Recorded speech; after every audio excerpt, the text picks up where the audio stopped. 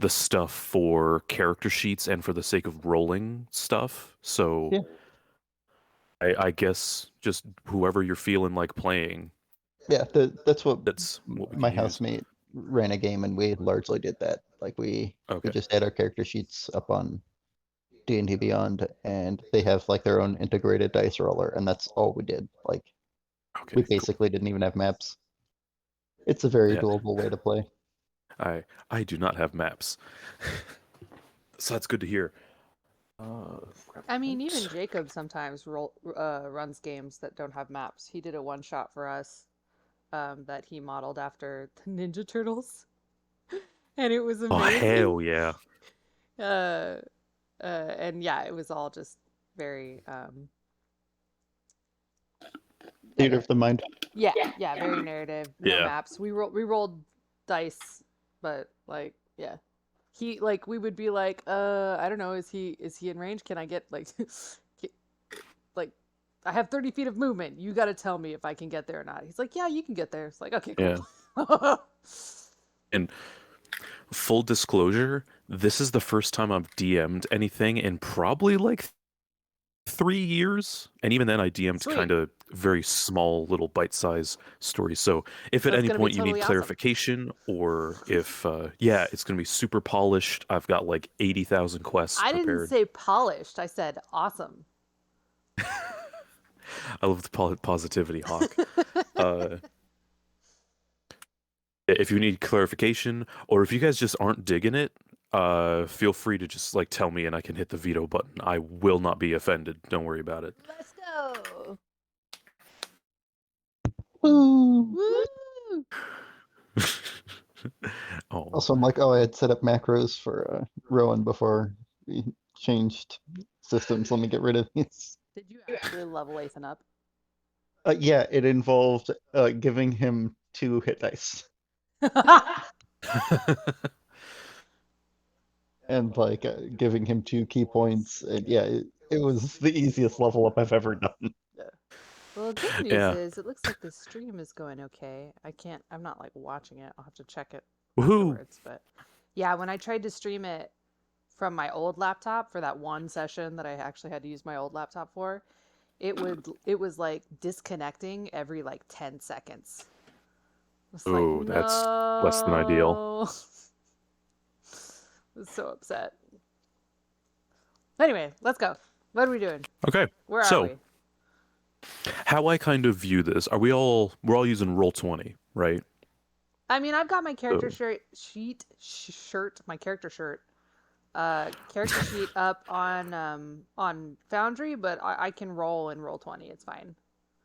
okay. I'm in Roll20 currently. Also, roll 20. Because I Okay, think cool. I did level Rana up in. You did.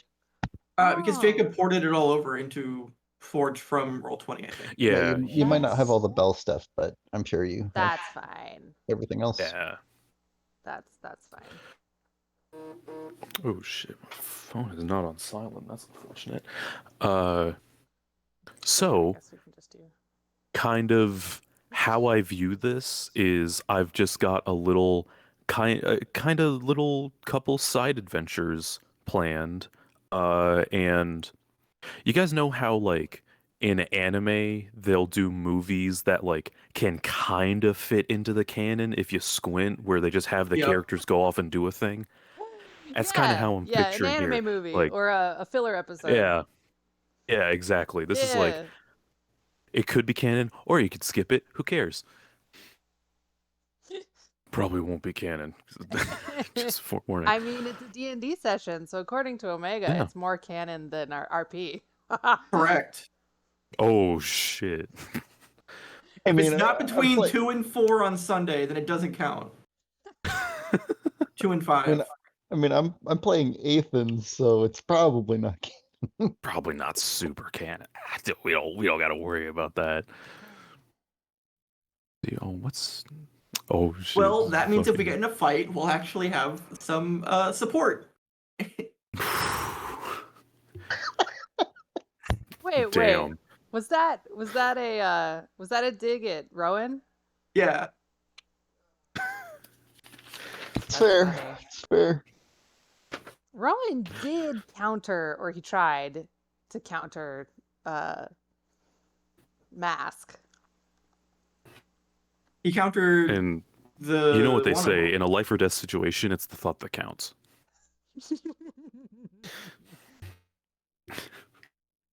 I wasn't even there for that. I don't know why I'm He talking. cast Okay. Blade Ward twice and Counterspell once. Ooh. Yeah, seems like a good combat. And Althea almost died. Oh shit. Whose fault is that? Yeah, I was gonna She say, did. she ran in there, and Rana was like, "We need to run away. Please run away. Run away. We need to run away." And they're like, "Run towards him. Let's do I that." cast haste on her, They do and she be still kind hit of with running. none of her attacks. That sucks. That's just unfortunate. So, I guess the only question now, ladies and gentlemen, Are we ready to begin? Oh my Oh, I hate god, Guff, that was terrifying. I got a voice changer. That Are Won't sounds be on the you whole so time, don't weird. worry. DC Extended Universe's Batman? hell yeah. Or the DCCU Cinematic Universe? Whatever. Oh, good. No, I'm not wearing hockey pads. So, we find ourselves in little side through distant lands, through the mists of side stuff. We find our three Teleported. adventurers in a new town. You three, we've got Tonist, is it Athan? You're playing Athan, right? Yeah. Yeah. Tonist, Athan, and Rana are currently standing in the town square of a place called Riftwood. Lovely Okay. little town located deep in the forests of some faraway distant country. The trees tower around you like skyscrapers, like redwoods all around you. And you've got this lovely little town that's kind of built in the center of it. It's very rustic, very very rural. You've got a lot of nice log cabin-y kind of houses, very fancy. And you're standing in this town square, and you've got it's about 100 feet across, give or take. There's little miscellaneous kind of shops and uh stables surrounding it. There are people.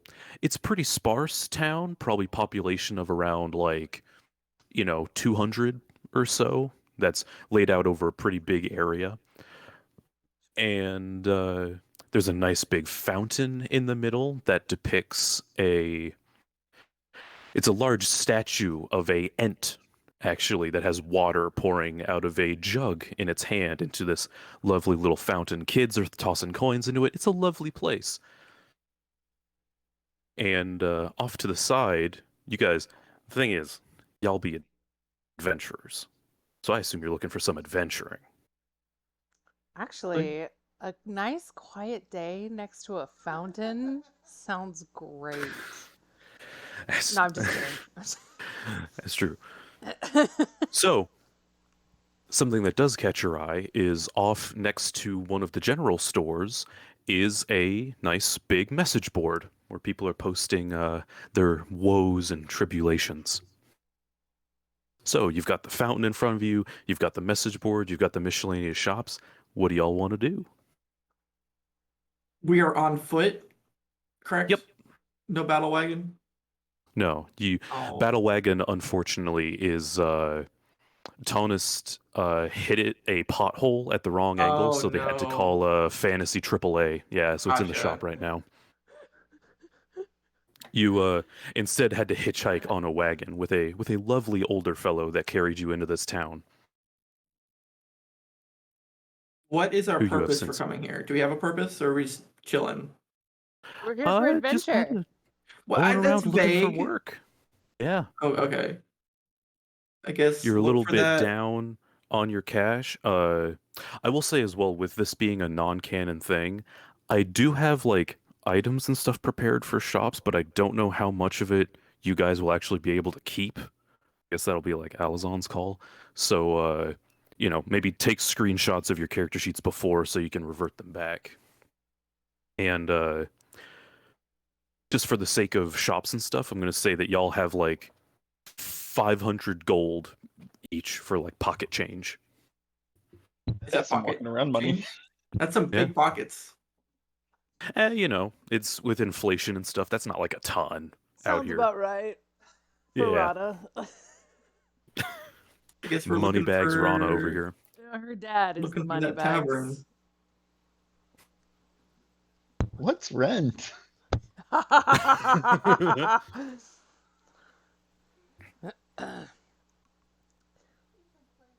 Okay, so let's go look at the board.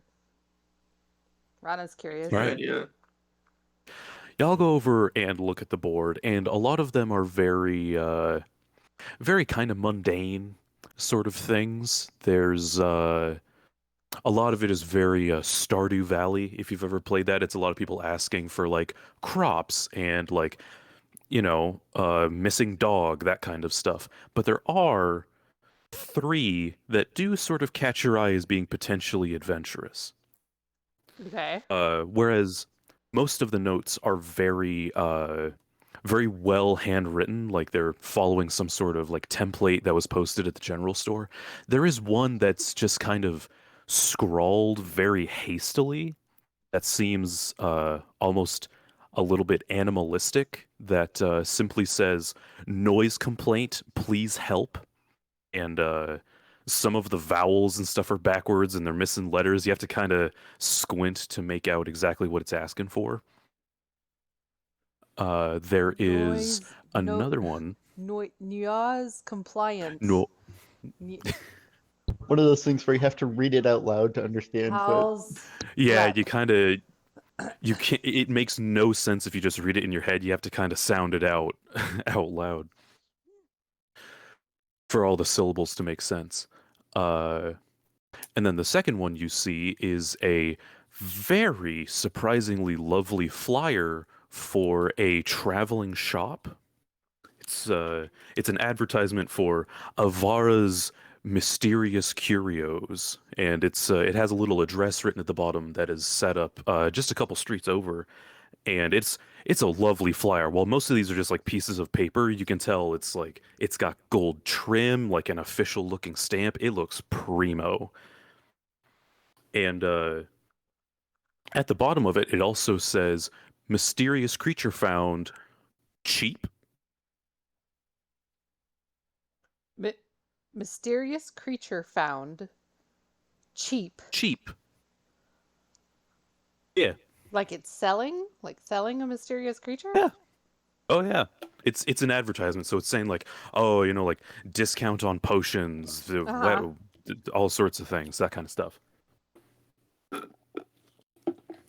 And then the third one that catches your eye as being particularly kind of adventurous is there's a flyer written out. It's very simple looking compared to the other two, but it's these actual contents that catch your eye. It says, "Need help with vampire den, big reward."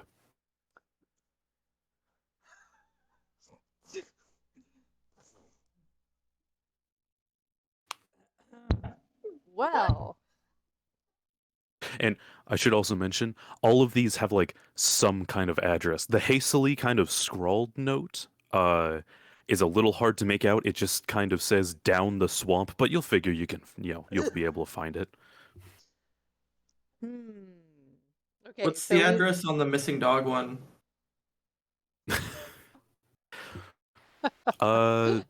The missing dog one, actually, the shopkeeper comes out and he's like, "Oh, hey, adventurers, hold on," and he has a big stamp that says "null" on it, and he stamps it right on the dog okay. thing. So the dog was found. What about the Nice. crops? Crops. There is a tilde that's looking for 3 radishes. There's Guthrie down at the local pub. He wants some barley. We got some Animal Crossing up in here. Some So hold on. turnips. Okay, so we've got the like super short note that's poorly spelled, and it says, "Noise complaint, please help." Yeah. Yeah. What was hmm the second one? The second one was a big fancy advertisement for a Oh, right. traveling shop that has Of set up just curious a couple streets items. over. Okay. hmm Wait, what's the job? It's just a big fancy advertisement, and it says creature found cheap. Oh, yes. Okay, that's okay. Yeah. Creature found. Okay, I'm super Third one was a curious about vampire that den. one. And then there's the vampire den. Well, I don't have any hmm silver on me, but maybe let's go to the Curio's place to see if she has any silver, and then we can go take out the vampires, maybe. The fancy I'm traveling more. shop could also be selling silvered somethings or another. It's possible, but I'm more interested in this noise complaint. Sounds Split the party. fascinating. We're not There's three splitting of the us. There's 3 party. jobs. Meet you back here at noon. 3 of us and 3 jobs. Thank you. All right, let's check out this curio place first. Okay. Y'all are all heading to the Curios? Yeah. Yeah. Okay, so you head down just a couple streets over. Probably one of you maybe snatches the advertisement just so you can remember the address and stuff. And a couple streets down, you see there is surprisingly no crowds around it. You think like usually when like traveling shops with fancy advertisements show up, there'd be like a big fancy crowd, but there's nothing really in front of the shop. You can tell that it is the shop because it seems to be a giant wagon, kind of in a sort of similar size to the battle wagon, but just very big and That's a very big wagon. yeah, very big. It's just got normal wagon wheels. You can't see what sort of creature could have possibly dragged it here. There's no like giant footprints in the ground for like maybe a really big horse or anything. But it's set up shop out front, and it's got another striking thing is that it's very different aesthetically from the rest of the town. All the other town is very like rustic log cabins, and this place is it's a lot more fancy, almost kind of saloon western-ish. It's got those 2 big swinging doors out the front and like a lot of fancy carving in the wood, little gold inlaces. Okay. Yeah, it's got a nice awning set up out front, and it has a huge sign that says Avara's Curios, and it is also just covered in posters for like discounts. It's like potions 20% off, free boots for every 3rd dog you bring. Like some of them don't make a ton of sense, but just cover you can tell whoever's running this place is a business owner with a capital B. Okay. Business boner. Um. Okay. So is there like a ramp up into the wagon? I'm guessing that's where the store is, right? Yeah, there's a little there's a little like an extended kind of set of stairs that is extended down to the ground, and there's kind of an awning set up over it. Everything seems very transient set up, like they could pack up and be gone in the flash kind of Right. stuff. Right. Okay, so we'll enter All right. with the kind of a Ronald will look at it, not necessarily skeptically, but like just kind of taking it all in, being like, "Huh, okay." Hey, you enter the shop. As you kind of push open the swinging doors, a little bell rings, and you hear a voice from the back say, "Just peruse for a second, hon. I'll be right out." And as you walk in, you are immediately struck as there is just a lot of stuff. Like it looks Okay, big so not from physically the struck. outside. No, you're not physically struck. You're just like, whoa, Okay. what the fuck? Uh, Because as you walk inside, from the outside, this wagon looked very big, but from the inside, it's very kind of claustrophobic. It's got very like a thrift shop kind of vibes to it, where there's just stuff of all sorts everywhere. There's like weird ornamental chainmail hanging from the wall that you can't identify any craftsmanship. There's stuffed creatures. There's like a big stuffed owl bear in the corner. There's several creature heads lining the walls. Uh, the room is about like 20 feet by 20 feet, give or take, as you walk in. To the left of you is the counter with a big old fancy golden cash register. And then all the rest of the walls are covered in like big glass display cases that have all sorts of weirdness and stuff inside of them. Okay. Where's this cheap animal So, creature, whatever? as you start wondering that, you hear what sounds like skittering come from behind the counter. And suddenly, this woman pops up from behind it. And she says, she is, you can tell that she is actually a dark elf. She's got the dark kind of purplish skin. She's got long, flowing, silvery kind of hair. She's wearing like a simple kind of tunic and vest with little like gold bits and baubles all over the place. She's got like the pawn shop owner glasses. You know what I'm talking about? That have the little magnifying glasses and Yes. stuff in them. Mm-hmm. And she says, thank you so much for your patience, darlings. Feel free to peruse. I'm over here if you have any questions. Yeah, we got your flyer thing. Ooh, I'm glad my advertising worked. We've been surprisingly sparse for customers lately. What can I help you with? Oh, I don't know. It just said there was a creature found. Ooh, you're here for the specialty items. Sure. I have a Ah, quick question. yes, Is the inspiration for this what I think it is? I don't know. I'm getting a lot of Resident Evil Village vibes from everything you've said so far. It, she Vampire is, den, noise complaint in the swamp, crazy shopkeeper, weird village in the woods.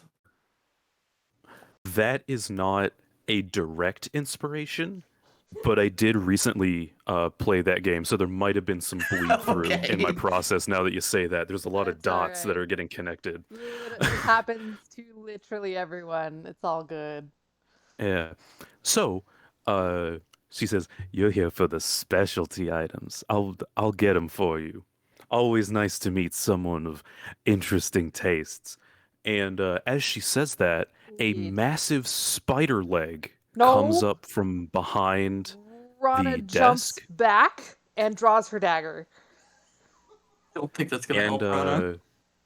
the woman has turned around and she slowly lifts up from behind the desk. And I'm not sure if any of your characters would have experience with something like this before, but she is actually a drider. So Rana's she's like a leaving. centaur. Rana leaves. Rana walks out the door. Okay. Leaves. Like she goes sheet white with like that little bit of pale blue, but she looks scared as fuck and she leaves. Okay. What That's do racist. It's a little racist. No, it's a it's little called offensive. a phobia. It's called a phobia. She's afraid of driders. She's afraid of spiders. What's the Not a problem? She's spider. only half spider. So she leaves. She's gone. She Okay. is outside trying to make sure she does not pass out. Oh, it's Quaylog. Yeah, she's like a centaur, but from the waist down, instead of a horse, it's just a giant spider. Fantastic. And it kind of resembling like a black widow or an orb weaver with all those really thin, spindly legs that go all over the place. So she turns and watches as Rana kind of bolts out, and she turns to uh Tonist and Athan and sort of asks like, "Don't worry, I'm not offended. It happens all the time. People with lesser constitutions are often not a fan of my particular physique. Are you fellas still interested in the specialty items?" Big depend on what it is. Let me grab them for you and we'll see. And she uses her spider body to crawl up the shelves behind her, and she picks up a a very wide tray covered in a sheet from the top shelf and carries it back down and sets it down on the desk. And she rips off the sheet, and sitting there on the tray are four items. And sitting there is they are all labeled with little they all have like little stands that are carved out of wood, and they all have little like tags hanging off of them with labels. So you can see that one of them is a wand of levitation. There's a Ooh. potion of disguise voice, a bag of holding, uh, and the most peculiar thing, which is simply labeled as strange creature, is there is a clear uh, glass kind of mason jar with holes poked in the top, and inside it is what appears to be a very small man. Um, Guys, is it safe to come back in? It was always safe. it is was and continues to be safe. No. No. No. All right, I'll wait out here.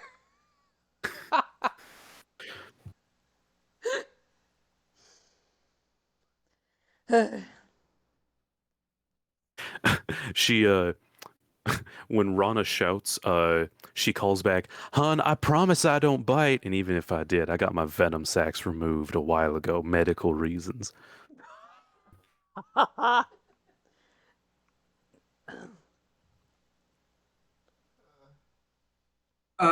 What happened to our fellow here in the jar? She she kind of moves over to the small dude in the jar, and she says, "I found this peculiar little thing wandering around the forest just outside of town. Very strange. I figure I could offer to sell him, and I don't know, somebody might use him as a pet, an ingredient. I don't care. I'm just a simple businesswoman." And as you examine closer, the little dude is seemingly freaked out of his mind, but also kind of a little out of it. He's just kind of curled up at the bottom of the jar, wearing a peculiar kind of white toga, almost. Uh, you can't make out a ton about his facial features, but you can see that he has bright blue eyes and this kind of sandy, blonde hair as well.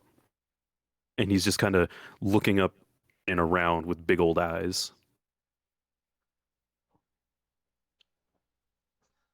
Rana comes back in like very slowly, like her fists are clenched.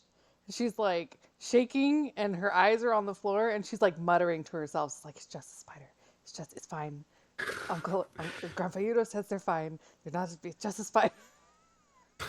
And she like, and she tries to focus really hard just on the jar or the tray. She's not gonna look at the lady like at all. Like her eyes are riveted to the floor and then the tray, and that's it. As Rana enters, Avara actually like kind of stoops lower and hides her spider half beneath the counter again, and she says, "Hi, hun. So glad you could join us again." Rana just mutters an apology and just keeps staring at the floor and then at the tray. No need to Like she's apologize, just son. like Happens all the barely, time. she's barely keeping it together. So, gentlemen, I could be willing to part with this strange creature for about 10 gold pieces. Or if any of these other uh, items fancy you, we can discuss those prices as well. Wand of levitation, potion of what? A potion of disguise voice. Disguise voice, a small man, And a and bag of holding. bag of holding. If Alizon let us keep the bag of holding, I would be interested in having a second one. Right, that's what I was just thinking. Do it. How much is the bag of holding, ma'am? Oh, this primo bag of holding made from the finest magical silk. I could part with it for about 75 gold pieces. All right. Done. She hands you the bag of holding and you hand over the gold. Rana stutters and stumbles and says, "Excuse me, ma'am. Do you happen to have any silver?" I can make change if you want. No, not change.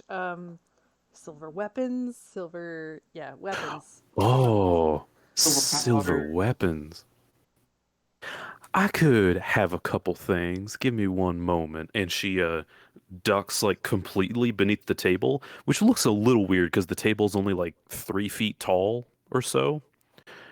And when she comes back out, she has she comes out with these several about the size of like a test tube, this silvery kind of liquid, and she's that are filled with this like silvery liquid with little kind of flecks of shininess in them.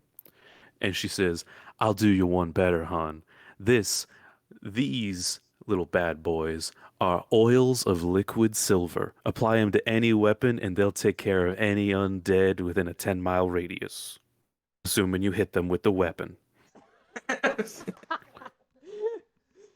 How many does she have? Fine print.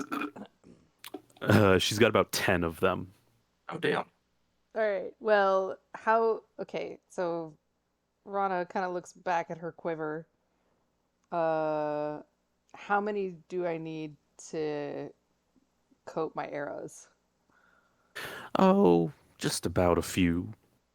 In actual game mechanics, you can use one file. You can either smash it onto a weapon that will apply like silver on the weapon for about a minute. That will give it a +3 attack and damage against undeads. Or you can use it on arrows, and one file is good for about 5 arrows. Okay. Okay, so I'll take 2, 4, 6, 3. That'll be just 15 gold pieces each. Okay. Oh, each. Okay, that's fine. If we take that vampire job, we're gonna need it. Yeah. Yeah, I'll buy a 2 of couple. them myself. All right. Another 30. She lays them out on the table for you to grab, and she takes your gold pieces. Okay. Anything else interesting, y'all? Did we buy How many the did you buy, guy? Hawk? Not yet. Use 10 gold. How many did you buy, Hawk? 3. So 10 arrows, and then she's gonna use it on her rapier probably as well if she needs to. Gotcha.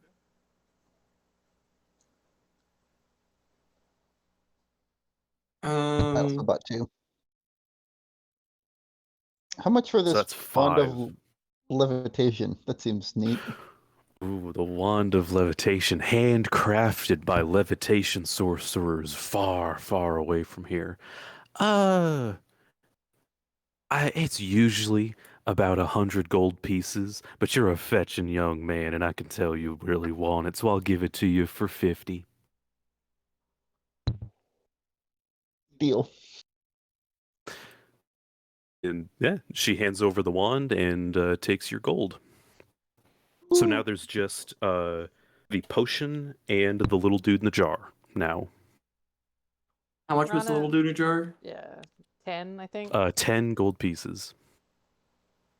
All right, Who wants a I'll child? I'll get the guy mostly because Rana like is kind of not kind of very interested in his story and setting him free. Yeah, you hand over the gold pieces, and she picks up the jar and kind of just haphazardly tosses it to you, and you catch it. Yeah.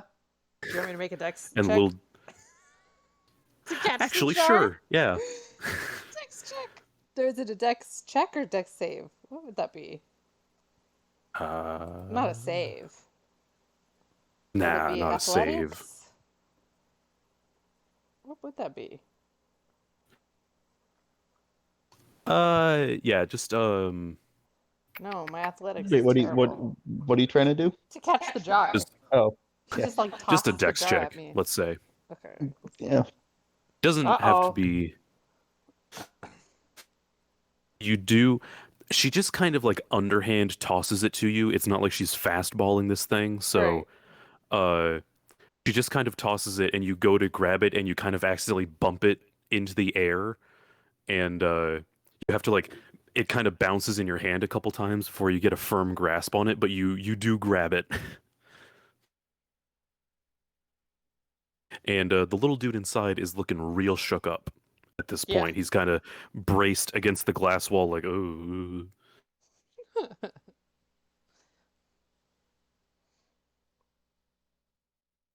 So,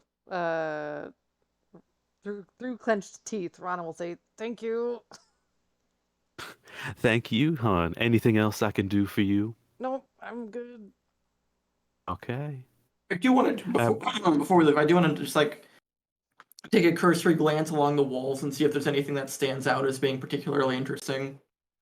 Yeah, she's got a bunch of fancy, it kind of just doodads from all over the place. A lot of it is like stuff you wouldn't even know how to use. Like it's swords with handles in weird places and maces that are like too big for anybody under 7 feet to use.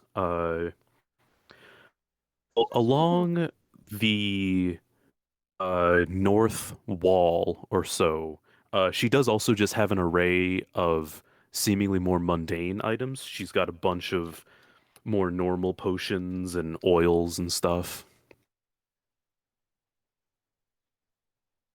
You can specifically see she has several varieties of potions of healing, as well as from its distinctive kind of bluish glow, you can assume what might be some kind of potion of water breathing. That sounds handy.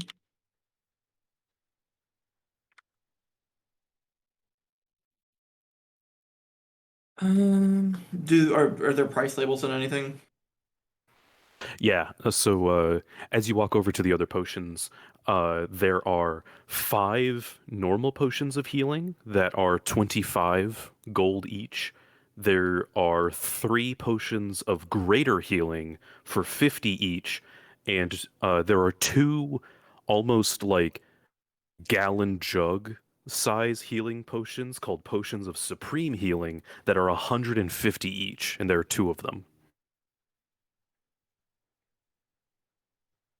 And there are also 3 potions that are blue that have sort of a greenish, sort of jellyfish looking bubble inside of them that are Ugh. labeled as potions of water breathing. There's 3 of them for 100 gold each.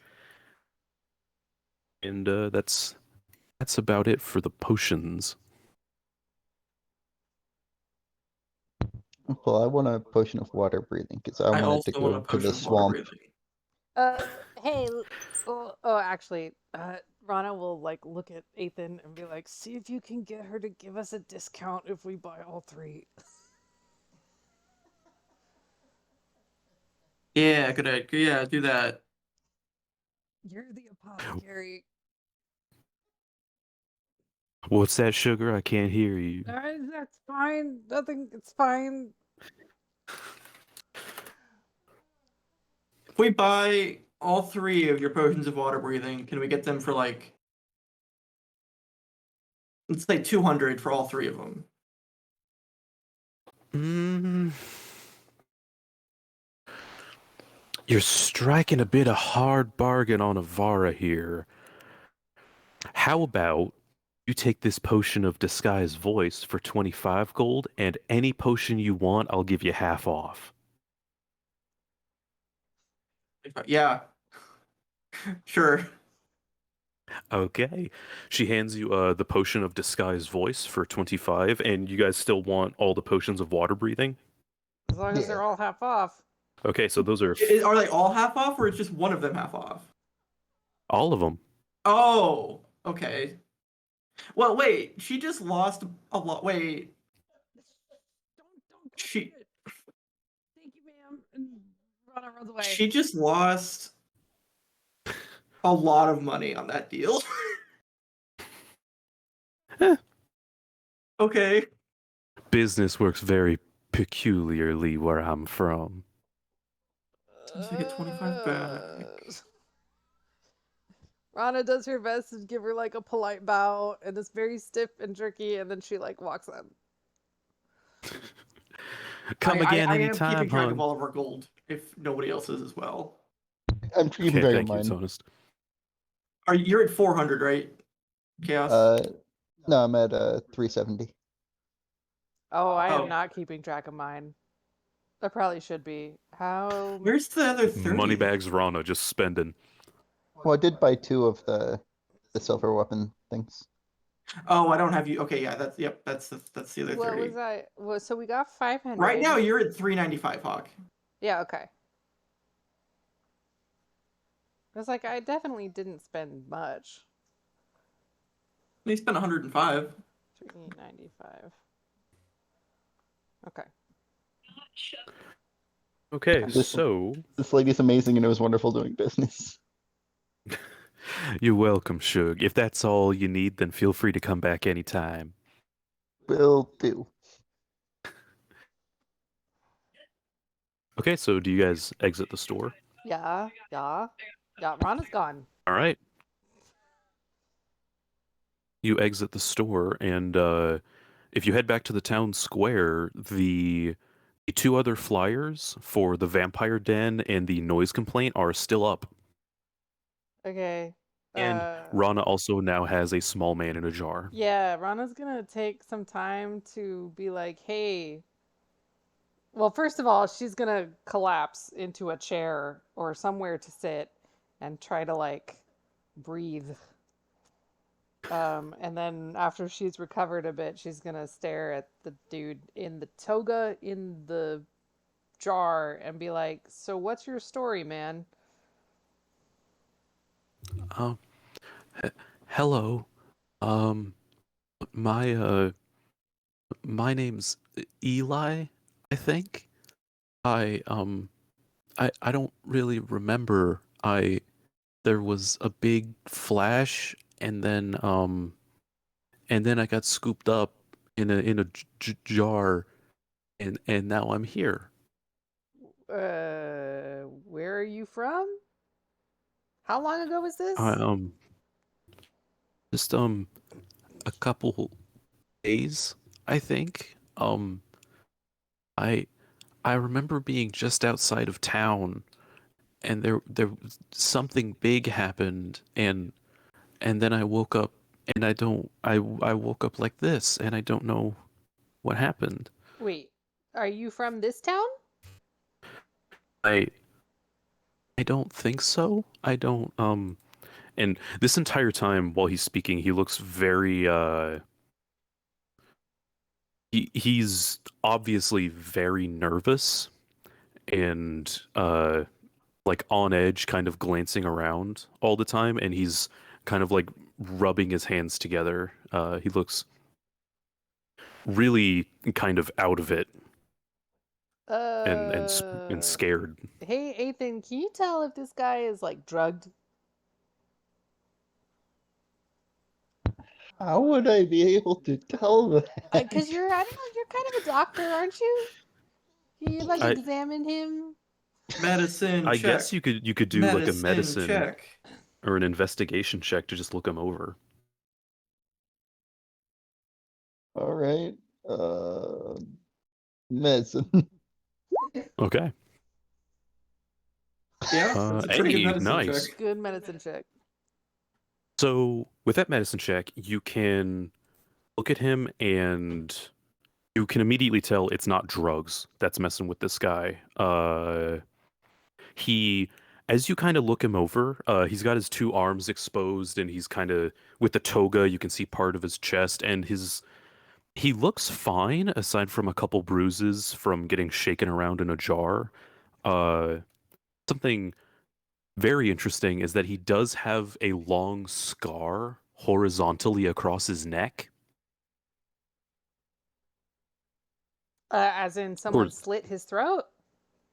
It kind of looks like it, but like it seems like someone slit his throat, but usually people die from that, and he did not, and it seems healed over at this point. How small is he? Like, what He size is, category would he be in game? Probably tiny. I'm not sure if he even fits into one. Yeah, tiny. He's like Tinkerbell. he's He's in a, he's basically a fairy without wings. he's in a like- glass mason jar. He's Tinkerbell. Yeah. Well, if We're- I we're were to talking, cast, I'm gonna reach over and boop him on the head and cast You want to reduce get him out of the enlarge. jar first. Oh, take him out. Oh yeah, I thought he was already Yes. out of the jar. Okay. He is, I'm casting reduce enlarge on him, or enlarge reduce. I assume you're doing the enlarge part of that. Correct. No, I'm gonna make him smaller. Yeah. Wipe him out of Oh. the universe. Just Quick, boop, out of the universe. and To the he's in quantum the realm. quantum realm. Very nice. So He doubles size in all dimensions, essentially. So now he's a house cat. okay. He's much easier to medicine check now that he's like the size of a toddler or like a baby. So it doubles his size in every dimension. Yeah. So he has now gone from like about 3 inches tall to 6 inches tall. So we've gone from a small action figure to a slightly larger action figure. From G.I. Joe to Barbie. Basically, yeah. And he is still he's also Rana, even with this enlarge cast on him, he's very light. You notice. Like he's I assume probably like standing in your hand or something at this point. Probably. It feels like nothing in there. Part like of he's enlarge standing reduce there. does multiply whatever his weight was by 8, if that matters. Oh yeah, even with this enlarge reduce cast on him, you can see that he's there. He's like a physical thing. He's causing your glove to like deform where he's stepping, but it feels like there's almost nothing on your hand. What? Okay. He's like holding a feather. Hey, so were you always this size, or did you used to be normal size? I don't I think I used to be bigger. I can't I'm not remembering very well. He kind of rubs his forehead and moves down to rubbing his neck. Okay. What happened to your neck? I'm not sure. I remember something like some kind of bright light, and then my neck really hurt, and then I woke up in the woods. I don't I'm not sure what happened. I'm sorry I can't help more, but I don't Well, we're just trying to figure out how to help you. What would you like us to do with you? I kind of remember where the thing happened. If you maybe if we go back there, we could maybe see what happened if there was anything. Oh, I guess. Do you guys want to do that? Sure. We can grab Yeah. the other notices if we like for sure want to do those. Um, or we can come back and grab them Time allowing, afterward. sure. What? Time allowing, sure. Okay. I have to run to the restroom real quick, but yeah, I guess then we'll like follow his directions to the area. So, but Okay. Hawkeye will be right back.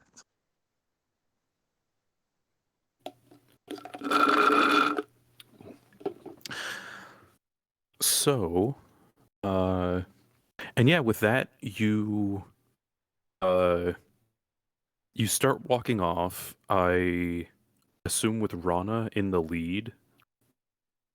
Man, this is a lot harder when someone going to the bathroom means 1/3 of the party is gone. Yeah. She's the Runner's in forest lead. girl. That's so. fine. Yeah. You kind of walk through the forest with Rana in the lead and Eli in her hand, kind of like guiding, like every few feet or so he kind of recognizes something and points for you guys to go in a direction. It takes about an hour of walking outside town, and you're going like you started out on the path and then you kind of hop off of it and you're kind of cutting through brambles and bushes and stuff. And then make a perception check. Is that whoever? Everybody. Yeah. Okay, 1 second. My character sheet got weird. Damn. Okay. Rolled really well. Yeah. Alright, give me a second.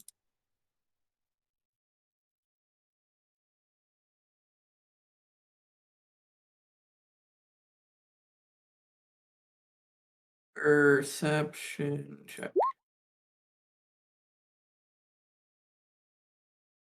Okay. Let's see. Hawkeye. I Yeah, can we go can start roll this. hers real quick. It doesn't super matter, but I guess for the sake of bookkeeping. Oh, also, how long does this enlarge last? Ooh, up Oh. to 1 minute. Okay. Yeah, he's a tiny boy again. Oh yeah, so he was a little bit bigger when you guys were talking to him, but he's still oh, okay. Rana rolled pretty good as well. So,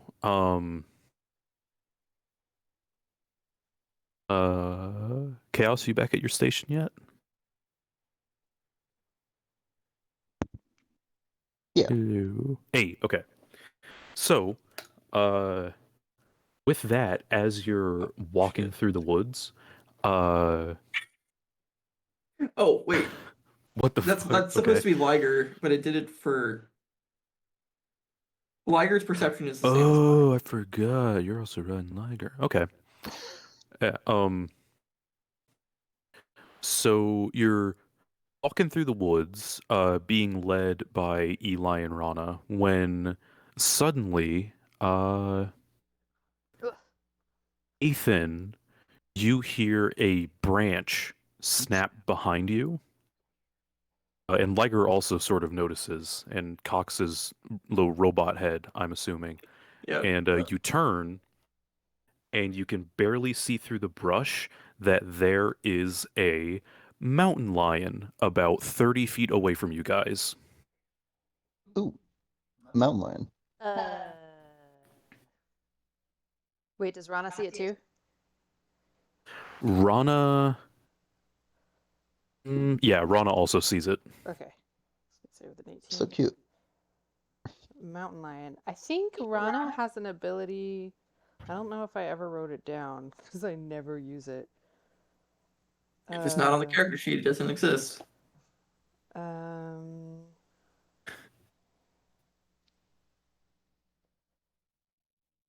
Some sort of handle animals. yeah, that's what I'm looking for. Or, Oh, do you have like a maybe not. ranger pacify animal kind of thing? Right, that's what I thought, but I don't see it, and I don't want to take too long like looking for it, so it's not that big of a deal. Okay, so you've got a mountain lion about 30 feet away from you, and it is uh yeah, you don't even need to like make any sort of check to see it. You can tell that it is getting ready to pounce. It's in that kind of like cat low to the ground, very focused eyes pose on you guys. So Aw, what do you guys do? roll initiative. Rana will try once to I mean, she has some experience with big cats. So she will try once to like maybe toss some meat at it. You know, try to just like try to pacify it a little bit. You're wanting I this guess kitty. if you've got some spare meat, you can go ahead and try. Make Yeah. a. Do you try to say anything like, "Your kitty, kitty, calm down"? Or... Yeah, basically. Okay. Like Um. like murmuring, like reassuring, like friendly. Yeah, like hey kitty, that kind of sort of thing. And then like offering the meat in like a way that like she knows that her mom's panther always enjoyed, in like trying to Oh, take into account that this is a mountain lion, not a panther. But you know, they're both big big cats, cat, so same thing. Yeah. right. So dogs run around sniffing each other's butts. Is there No. anything cats do? We can have Liger go sniff its butt, kind of thing. So Rana, make a. I'm not sure what this be. Well, animal handling is right there. Oh yeah, animal handling roll, I guess. That's decent. Um. Yeah. Let's see. I mean, if Yeah, it's already you. like pretty aggressive, like that might not be good enough, I suppose. No, Yeah, I'm but thinking.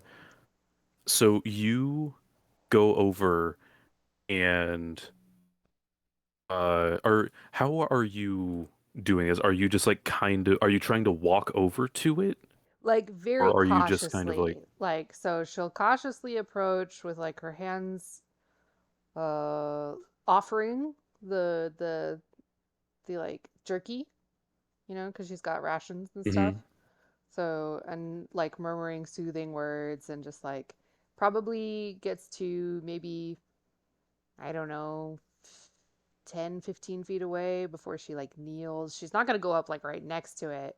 Like she'll watch the animal as she Yeah. approaches, and then she'd like kneel and then like I don't know, I guess toss the effectively toss the jerky like into the square in front of her, but not like chucking it at the thing, right? Because she doesn't want to like Okay. startle it.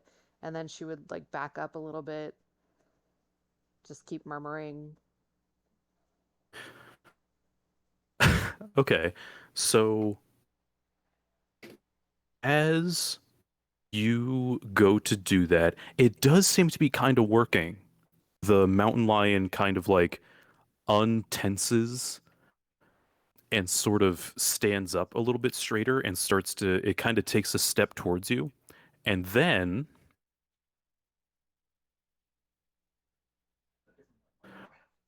uh second mountain lion jumps out of the brush uh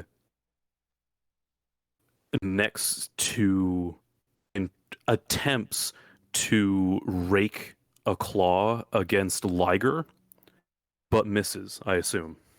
Um, Yes, that would miss. Okay. Depends on And its roll plus. initiative. Well, unless it has does it have a +4? It does not have a +4. Okay. It does Roll not. d20s. So, let's see. Oof. Okay. Got. I don't see my dude on the board to send my initiative where it needs to go, so we're just clicking. I don't know. Yeah. I can't even. I can't even do stuff with that. So yeah, just click the We're initiative. just gonna write it button. down. Yeah. Old school, baby. What's the 18 and the 9 there? Those are their initiatives. Ah, okay. Yep. So, and then we've got.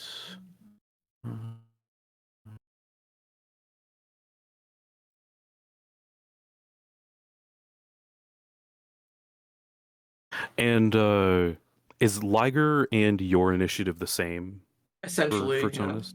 Okay, they just go on the same turn. Basically, yeah. All right, so first up is Rana. Okay. All right. Well, if And the mountain lion that was close to you, after seeing the other mountain lion jump out and attack, it is now looking. It's like tensed back up and it's ready to pounce again. all right, fine.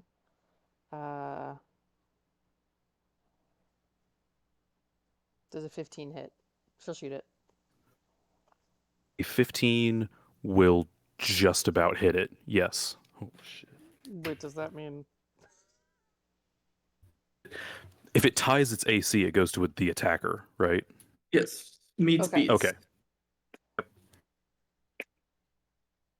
Don't think Yeah, about it too hard. you nail it with the bow right in the shoulder. Okay, is it still up? How much does it take? I know 17 acid. 17 acid. It is almost immediately looking a little rough, but it is still standing. Okay. Then that probably hits. Fuck me. Okay. Uh,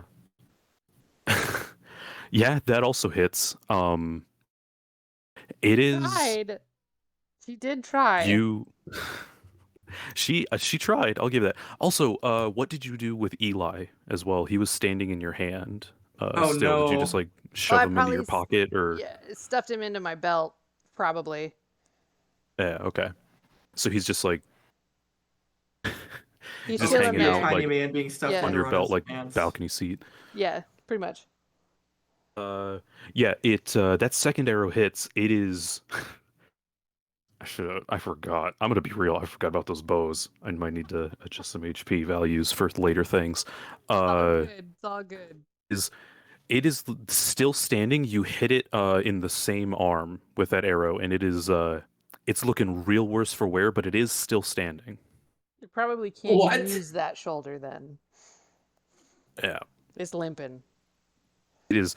It looks real bad. Like Its multi-attack is no longer. yeah. It lost one of its attacks. Anyway, okay. That's it for me. That's your She'll turn? actually no. She can dash as a bonus action, so she'll back up away from both of them. 30 feet. Okay. So, God, this is hard without a board. We've got She's not in range. yeah, they're not she's not in range of either of them. There's Tonist is riding Liger next to Athen. Rana went out about 10 feet from them in the initial attempt to soothe the mountain lion, and now that mountain lion is still about 30 feet away from you guys, and the second mountain lion is uh about 5 feet away from Tonist. Yeah. So kind of like if So, she's making a triangle, she'll back up. She'll back away from both of them. okay. Okay, yeah. So now it is Mountain Lion's turn. So that first, that mountain lion that was wounded is going to run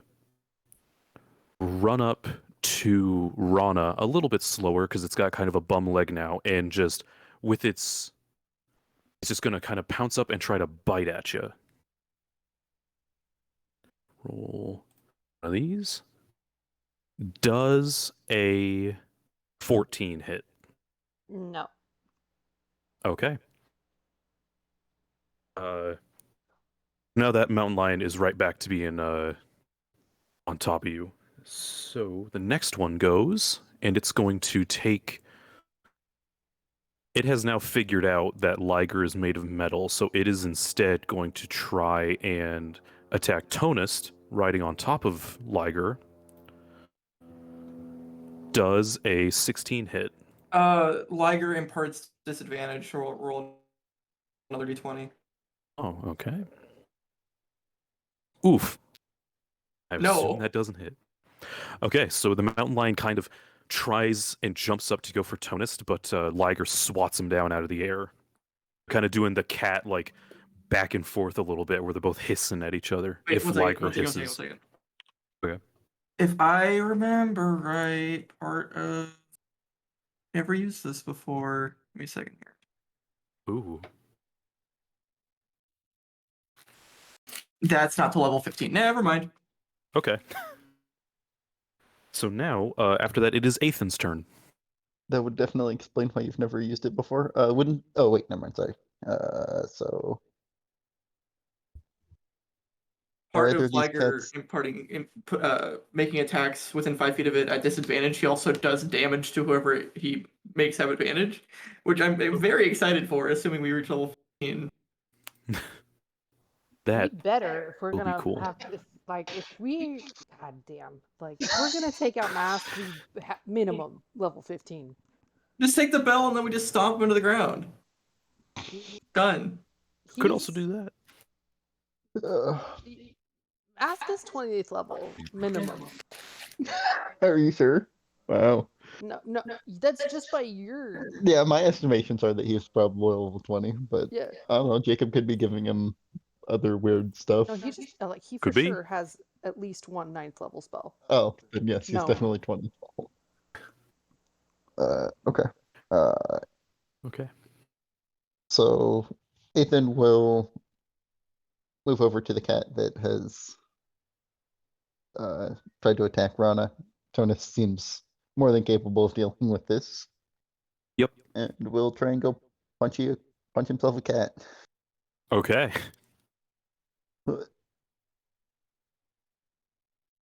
That'll hit. Yeah. That is. Which one are you punching? So The one that's attacking Rana, which I think is the one that she attacked as well. yeah, that was the one that's already very wounded. So you run up and just sock him in the side of the head as it's looking at Rana, and it Ow. goes down immediately. Ow. Okay. And then he'll, I guess, run back over to the first cat and punch that one too. I love monks. Just run over, whap, and then runs back. Yeah, He'll go for it. also move into flanking position. Why not? Oh no. Yeah, sure. Oh Yep. no. And bonus action, one more. Yep. Punching cats. Holy shit. All right, 14 on sufficiently the- punched cats for the round. Yeah, so he runs over, socks that one mountain lion, and it's down for the count immediately. And then you run over and you just give the other one like a good 1-2 immediately, and it's still up, but it's kind of shaking its head and very confused as to what just happened. And it is Tonus' turn, if that is the end. Okay, It is. bonus action, have Liger attack first. 15 Okay. hits, I believe you said. So Yes, nine, it does. 9 from Liger. Okay. And then shoot, I don't have dang it, I don't have the hammer. I don't know what the damage on that was. I didn't notice that before. I guess I'll just use the spear. Dang, that's disappointing. Okay, 2-hand spear.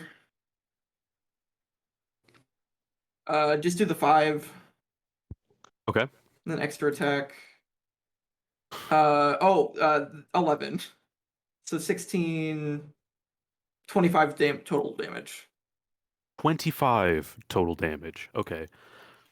So Liger swipes at it, and you jab it twice with the spear, and after getting punched in the face by Athan, this mountain lion is also looking pretty worse for wear. It is still standing, though.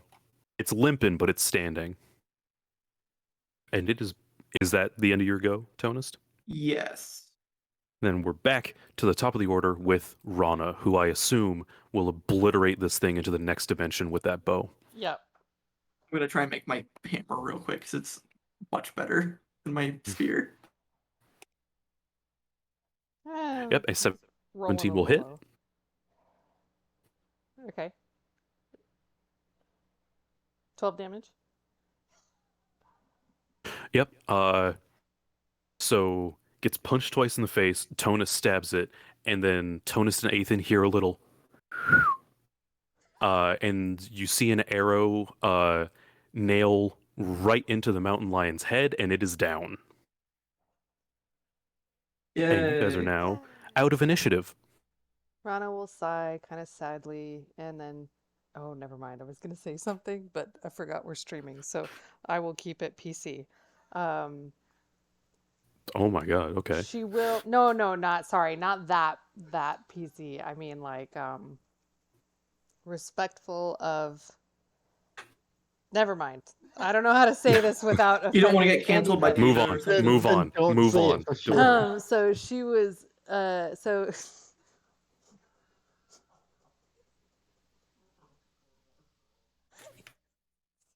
Chaos figured it out.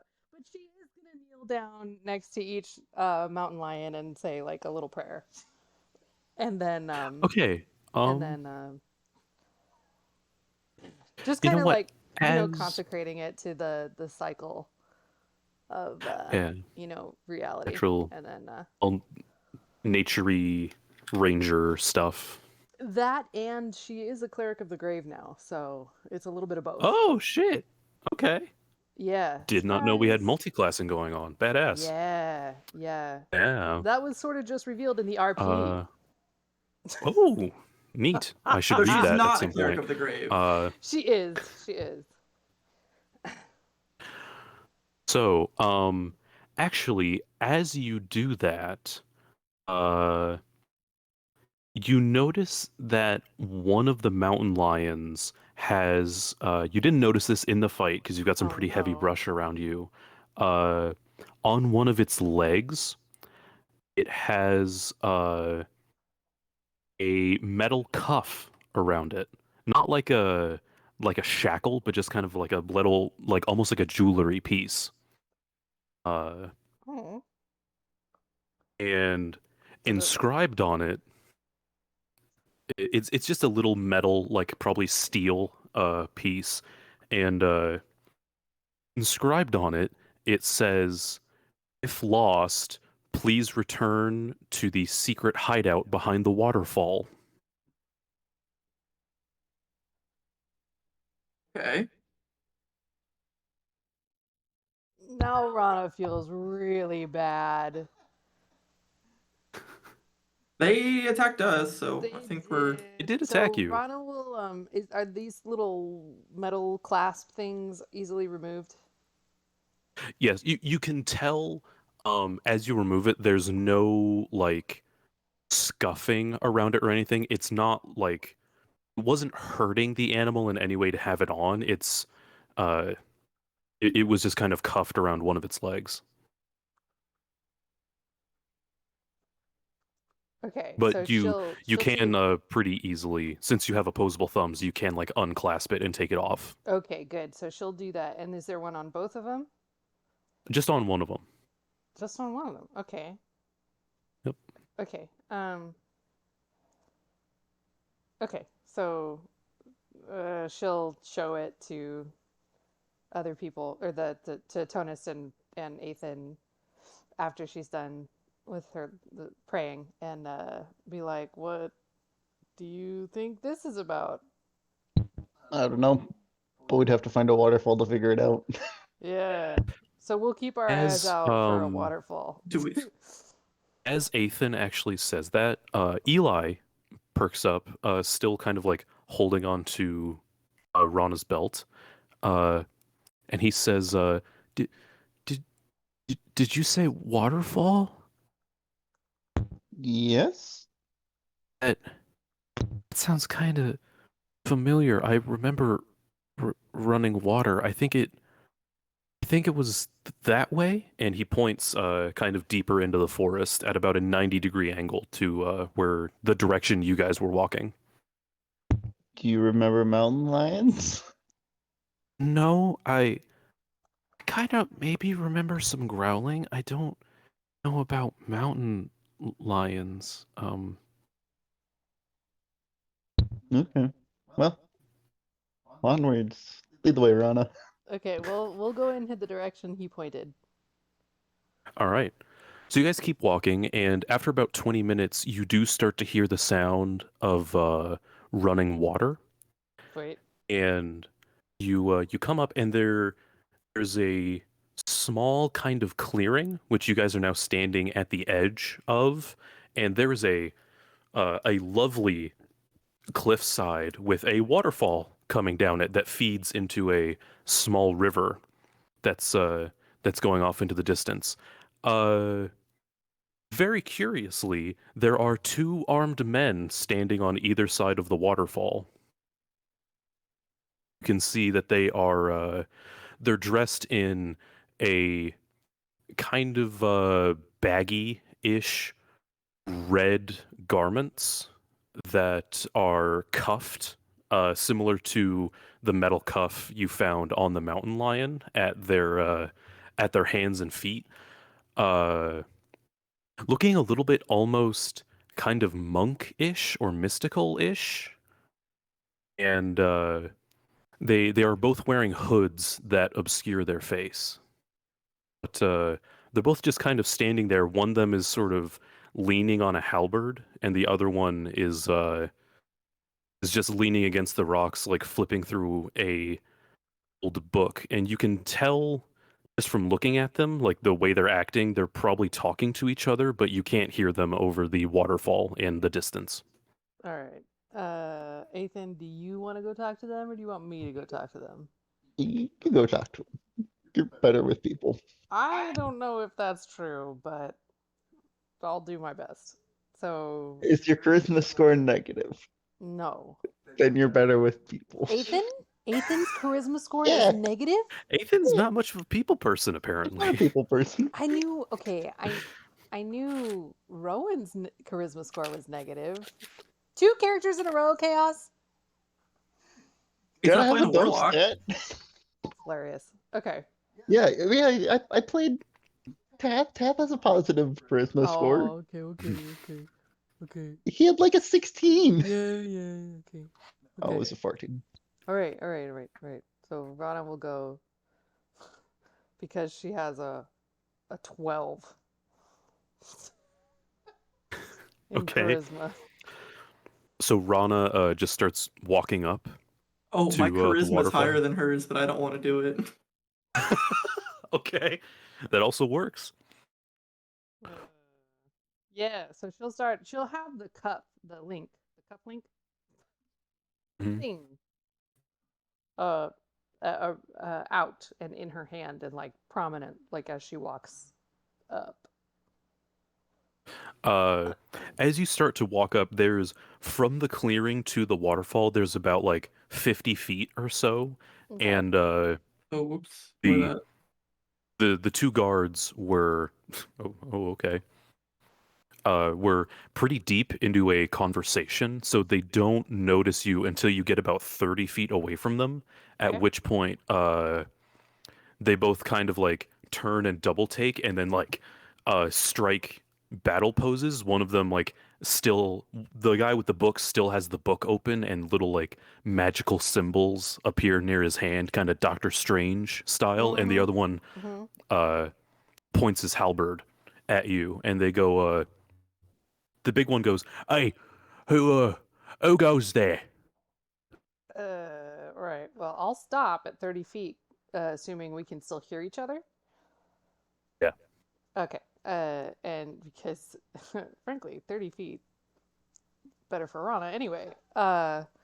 If this does turn into combat, she'll put it, but for now she'll put her hands up, like, and kind of like showing the little clasp thingy, and she'll just kind of point to it, and she'll be like, "Hey, we found this." Oh, what is? Oh, is that Billy's cuff? You've been missing Uh, him for days. And the guy, the smaller guy with the book goes, "Yeah, I think that's Billy's cuff. That was. You didn't happen to see a mountain lion with that, did ya?" maybe. Billy isn't doing so well. Oh, and the big guy goes, "Oh no, I knew I should have. He looked just so unhappy in the cage. I thought maybe if I let him out, he'd have a good time. And he ran off. He wouldn't come back. Oh, I feel so terrible now." And he's kind of now he's like leaning against the stones, uh, just looking a little bit down. And the smaller guy's like, "Oh, hey, thank you for returning it, but what we are gonna have to ask you to leave. You see All now." right. Well, hey, one question though. Do you recognize this guy? And she'll pull Eli out of her belt. Uh,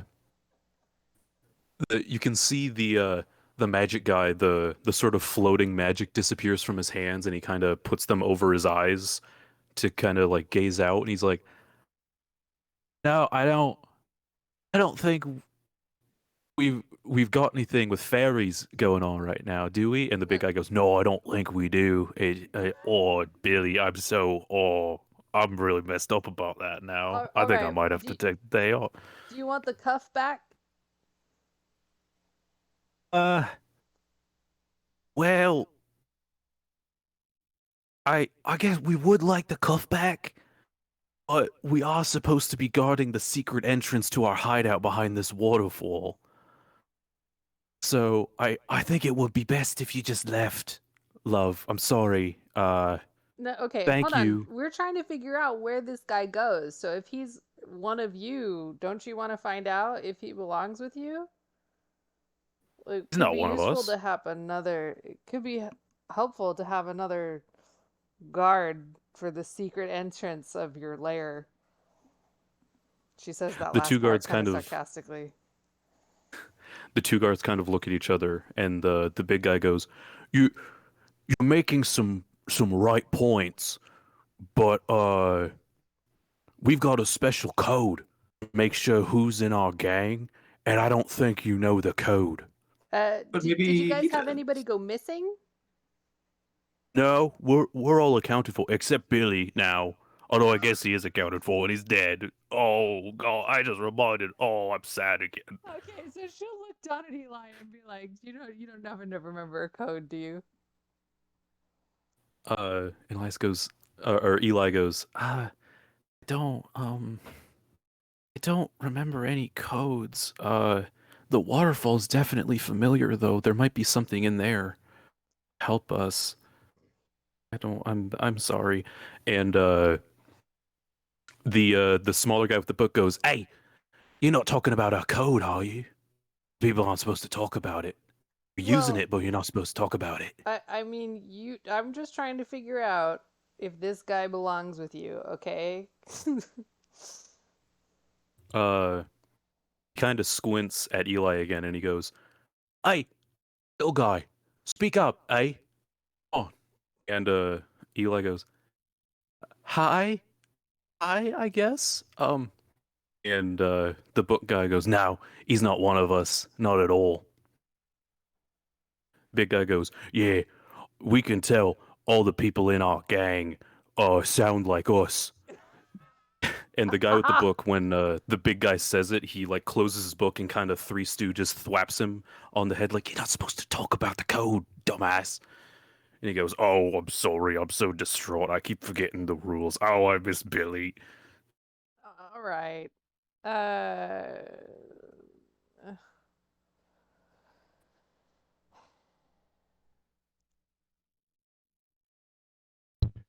Ethan will lean over to Tonist.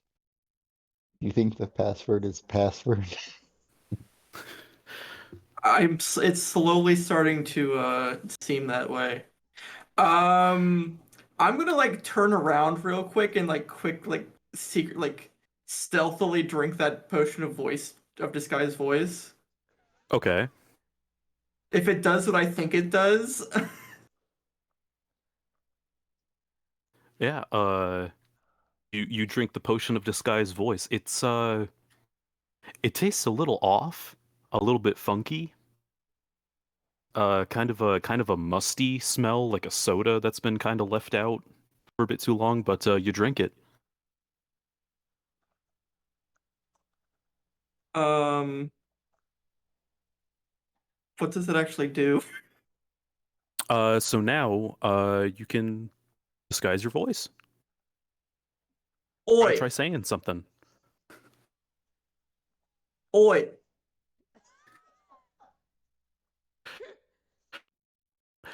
So, do you say that? Do you come out of the brush and start talking like that? Yeah, Okay. Uh, keep talking. password. So, you begin to start of talk like that, but Rana and Nathan both watch as Oh no. you start and you say "oi," and then instead of saying password, you say "Hey, what's the get out of the way? Hey, what's the matter, you? Hey, I'm walking here. Hey, come on, let us in. Is it password? The password?" oops. Rana just stares at Tonus I like, couldn't tell if it was Cockney or like Boston. I guess it's Boston. So uh, if you want, you can make an investigation check on the potion, the now empty Uh, bottle.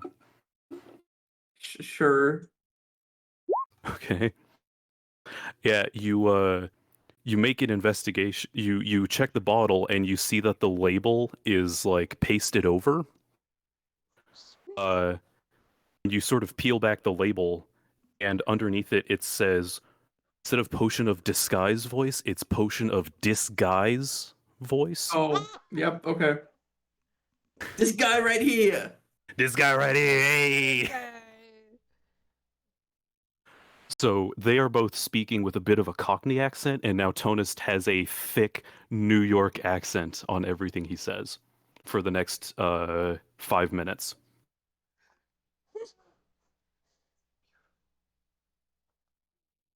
Hey Rana, what these guys doing over here? Rana just stares at him like, what is going on? And the two guards kind of look at each other, and the big guy goes, "I mean, it's kind of close enough, right?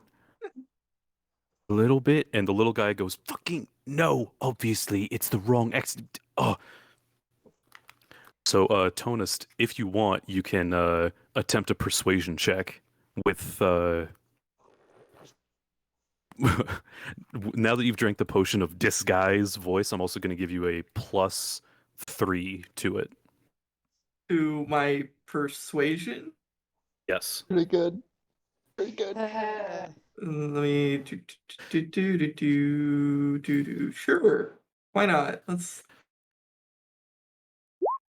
That's an 11 then? Hey, gabagool!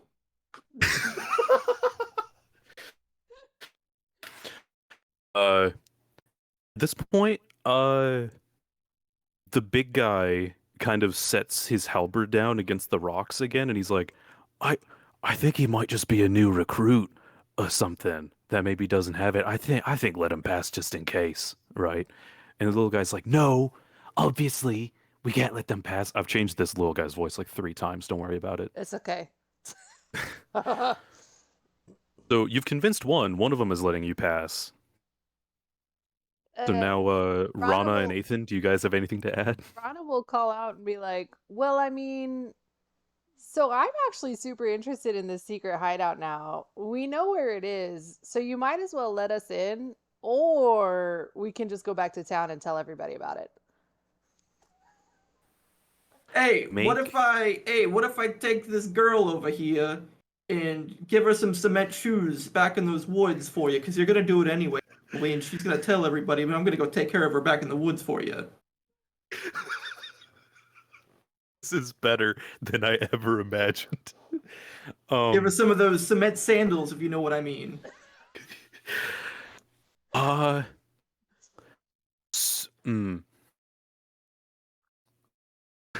I gotta protect the entrance to the hideout, and she's gonna go blabbing. So, Better give me the cement sandals in the hideout first. No, I gotta do it back in the woods over there. Honest, we're trying to get in. You calm down. what's the matter, you? Got a lot of lip on this one, eh? Lemon folk. So, I guess, Oh my god. I don't want to make a mess of the Tonus, entrance to the hideout. Tonus, make another persuasion, this time with advantage. Oh, good. Yeah. Ah, that's a 7. Wait. Okay, whatever. And now, Rana, you also make a persuasion with advantage. Okay, I was like, I feel like I was making some So points. Tonus points lined up with their values a bit more, so I let him go Oh, first, okay, but I was okay. gonna let you both roll. Okay. Okay. Yeah. Oh, I should have had you guys contest that. She would have won, Okay, so but I'm stubborn. so the book guy is he actually is like, you know what, you're making some points. I just just get in there, and if anybody asks, it wasn't me at the door who lets you in, it was him. And the big guy's like, yeah, it was me. We can rough you up a little, make it look like there was a struggle. Oh yeah, that's a good idea. Yeah. So the book guy like holsters his book again, and he just kind of puts his arms out. Does he like, have does he have a holster for his book? yes, he Is does. it like a fanny pack He's a for wizard. his It's yeah, it's a fanny pack. It's just like right on the front. You can just slot the book in, and he just holds his arms out like, yeah, just it's like a couple little bruises across should be fine. I'll walk up and just like punch him in like the cheek. Make an attack roll.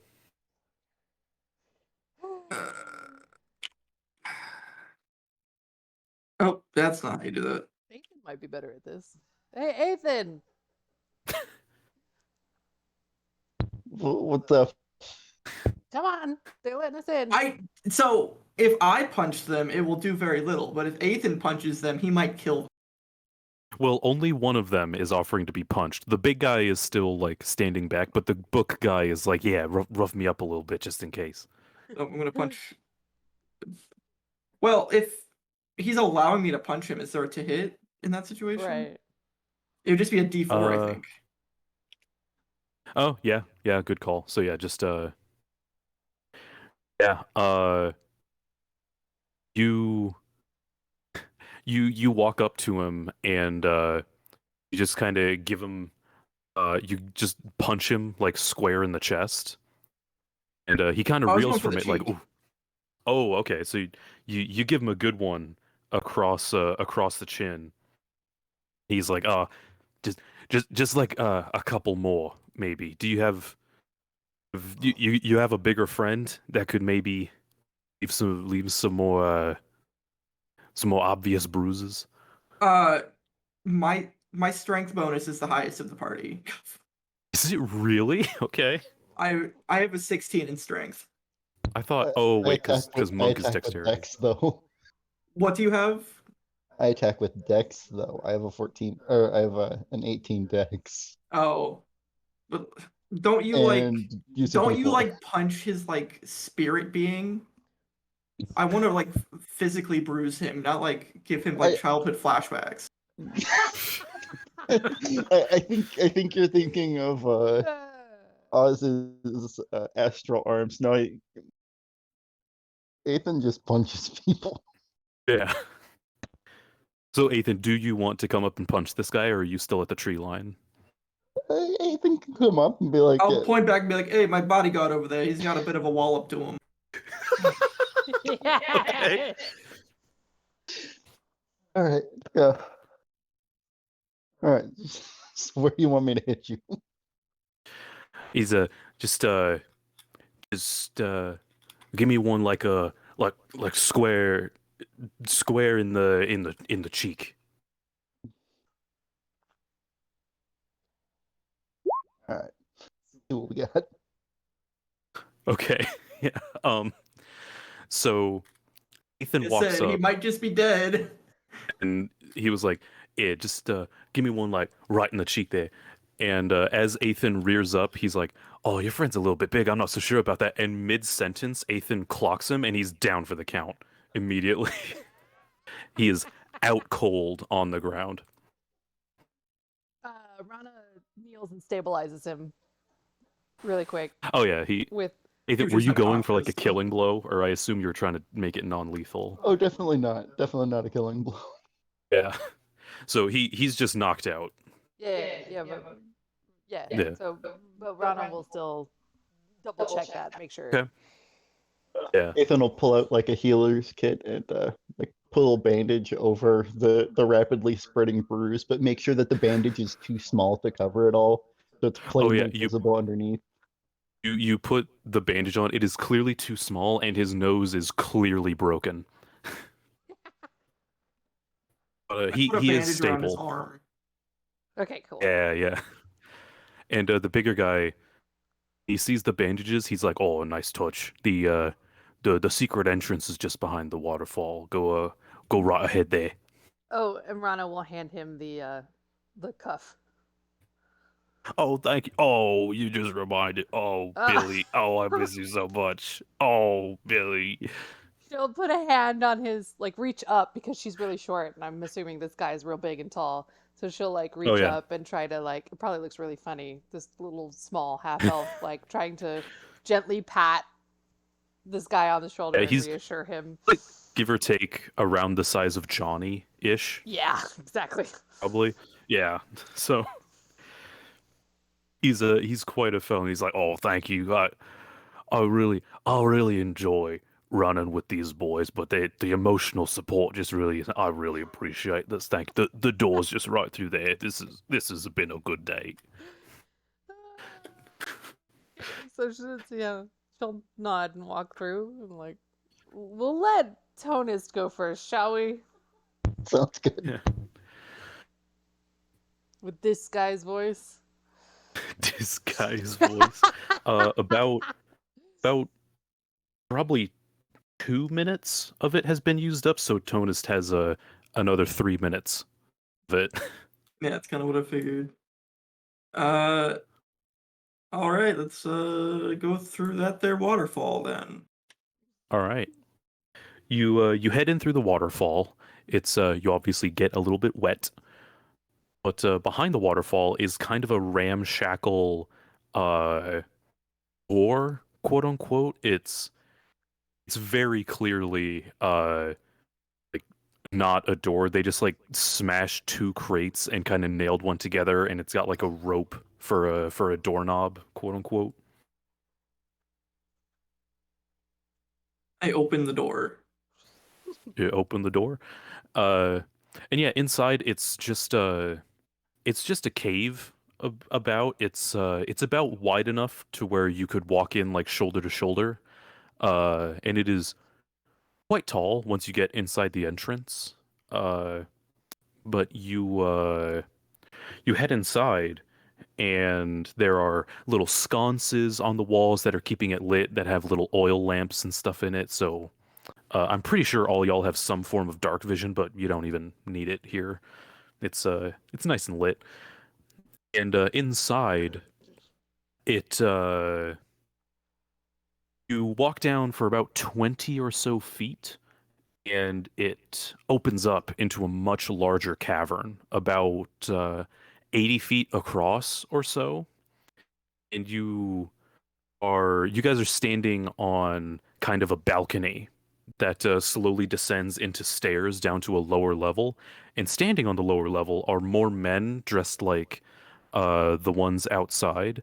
There are three of them who look almost identical to the guys outside, but then there is one who is standing on sort of a ramshackle stage that has instead of silver cuffs, he's got gold ones, and he's got a big flowing cape behind him, and he's wearing a golden mask. Oh, no. I don't like people with masks. I know, right? It doesn't resemble any elven masks. Neither does It, masks. yeah, that's fair, I guess. That's it's fine. I yeah, She's you being can difficult. I am. yeah. He's standing up on a stage. He's not like eye level with you guys. Uh, but even from where you're standing, the mask, you can tell it looks a bit homemade. Like it's kind of like they just took gold and kind of like some kind of sheet or square of gold and then just drilled eye holes into it. Okay. Yeah. And he's he's standing up kind of talking to the rest of the gang and or to the rest of the people standing around, and he's like, "This is it, boys. This is the big one. This is gonna put our names on the map. Everybody is gonna hear of the Cockspur gang after today. That's what we are. I totally had that name pre-planned. Don't worry about it. The Cockspurs are gonna reign supreme over this land with this." And he holds out a swirling bottle of something. Uh, it kind of elicits oohs and ahs over the audience of about like I think I mentioned earlier. There's four of them kind of standing there watching him, and he pulls out this bottle, and it's of this swirling. It almost looks like he has a like a golden cloud inside this bottle. Uh, and he goes, "With this, we can elicit a reign of terror over these lands. We'll be rich beyond our wildest dreams. All the women or men we could ever desire will be banging at our doors to be with us. And we will have riches, and dragons will be jealous of us." This is, and he keeps kind of just going on like that. Uh, as he pulls out the bottle, though, you notice Eli kind of like perks up, and as you look down at him, he is like transfixed on the bottle almost. Huh. You recognize that bottle there, Eli? She'll ask very quietly. Yeah. It's it reminds me, it feels like home kind of, but I don't know how it I can feel something coming from the I don't know how to explain it. Should I break And it? as this conversation is happening, actually, the guy is still kind of giving his speech, and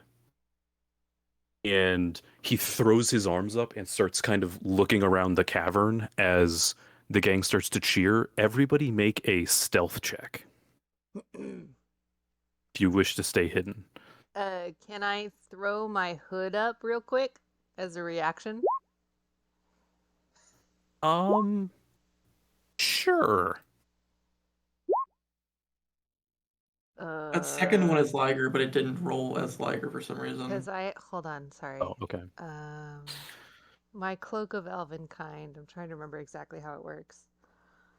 Cloak. I'm gonna do a test real quick. Advantage on stealth checks, and they have disadvantage on perception checks to notice you.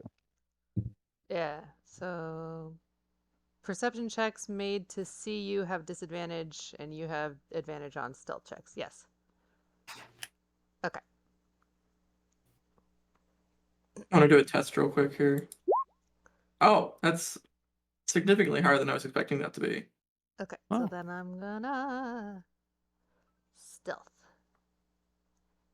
Ugh, that's still not great. But I guess their perception against me is still gonna be at disadvantage, so. It says Rana GM. I know. Okay, so We have a deity as in he the kind party. of throws his arms up and looks around, Rana, Athan, and both like kind of drop down behind the guardrails and are hidden, and Liger also drops down, but Tonist riding on Liger is still above the guardrails, Yeah. and you see the leader go, "Hey, who are you? What are you doing in here?" I'm Tony. I'm the new guy. They let me in at the front door. Tony, but that accent. You're not with us. You're with the Yankees down the lane. Our rival competitive gang. I brought back Billy. Who's Billy? Billy the mountain lion. Oh, you found Billy? Yeah. Is he? He's dead. Oh. That, Not and my as doing, you say but... that, the kind of the crowd of four people go like, "Oh." Tragic, Well, I now know. we gotta find a new mascot. That's real I came to get unfortunate. you boys. Actually, We gotta go find out who did this. Travesty. We gotta go right this wrong. I don't know. I still can't get over your accent. The longer though. we sit here arguing about my accent, the further they're getting away. Make a persuasion check, Tonist. I'm gonna add 3 to that. No, I'm not gonna add 3 to that. I'm just gonna leave it at 17. God. Oh. Yeah. So. Oh, where is this on our usual sessions? It's great. The crowd of normal guys all kind of look at each other and like nod, and they like start marching up the guardrail and dash outside, and the leader's like, "Oh, where are you guys? Wait, where the fuck are you going? What, you fucking daft wank." Oh, that's how I've gone and lost me mascot and me boys, haven't I? Oh, this is a bad day for gang leader Ronald. That's my name. It's gang leader Ronald. Good name. Wait, Ronald. really quick. Rana is gonna watch them go. Oh yeah, and... they are so full of righteous zeal for try to right the death of their beloved mascot. They don't even notice Rana and Ethan as they march out. Yeah. So is there a way? Oh, never mind. Actually, she probably doesn't really need to lock the door, but she's gonna watch them like make sure that they like leave. Oh yeah, you can watch them. I'm definitely as soon as that last guy goes out the door and closes arcane lock. You cut out for me. Did everybody else hear him? Heard. You want to put arcane lock on the door? Yeah. Isn't that a thing? Isn't there something up with arcane lock? Last time you tried to use it? I think it takes a little bit of time, or it costs money, or possibly both. Oh, gold dust worth at least 25 GP, which the spell consumes. So I do have you have 25 gold dust. Yeah, I surely have 25 gold dust. And like I'll look in the bag. I'll take a what? How much is a single gold piece worth? One. Yeah. I'll take 25 of them out Yeah. and smash them with You my shave hammer. them. You shave them real I fast. mean, because I think it's really funny locking the door behind the guys, I'm just gonna let you do it. Wait. Yeah.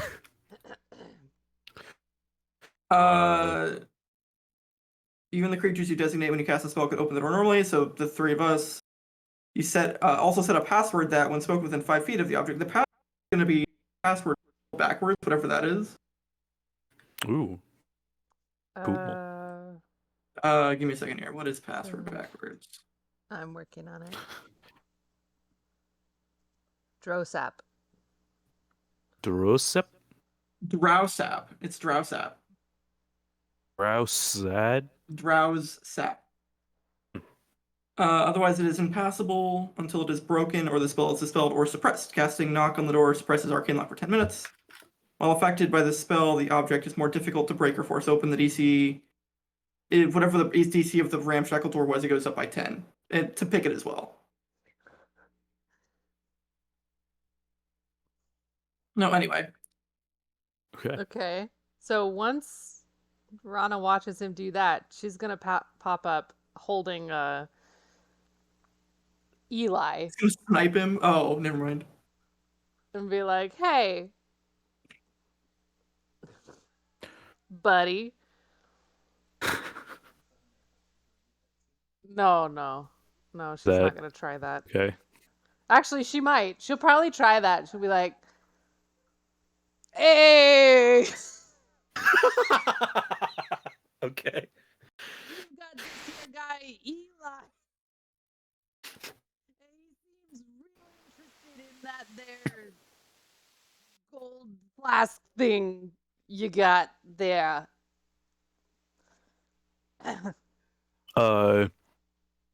As you hold up Eli, the leader, gang leader Ronald seems to he flinches a little bit, and he's like, "Oh no, you brought that thing back here after what he did the first time."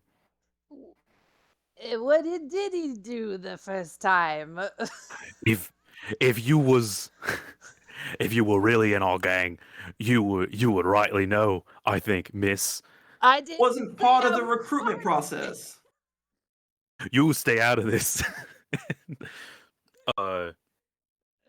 He goes, I think I've just about been had here, and he jumps off the stage and dashes at a door on the other side of the room. Rana. Well, actually, I was gonna say Rana runs after him, but I'm sure Ethan gets there first. Yeah, Ethan can jump down. I mean, we're reasonably close in speed. Unless I'm using my move action. Or unless I'm dashing. Right. So yeah, Rana will dash towards the door that he's dashing towards, and try to. Do you take the stairs down, or are you gonna try and like leap the railing like a badass? Ethan will leap.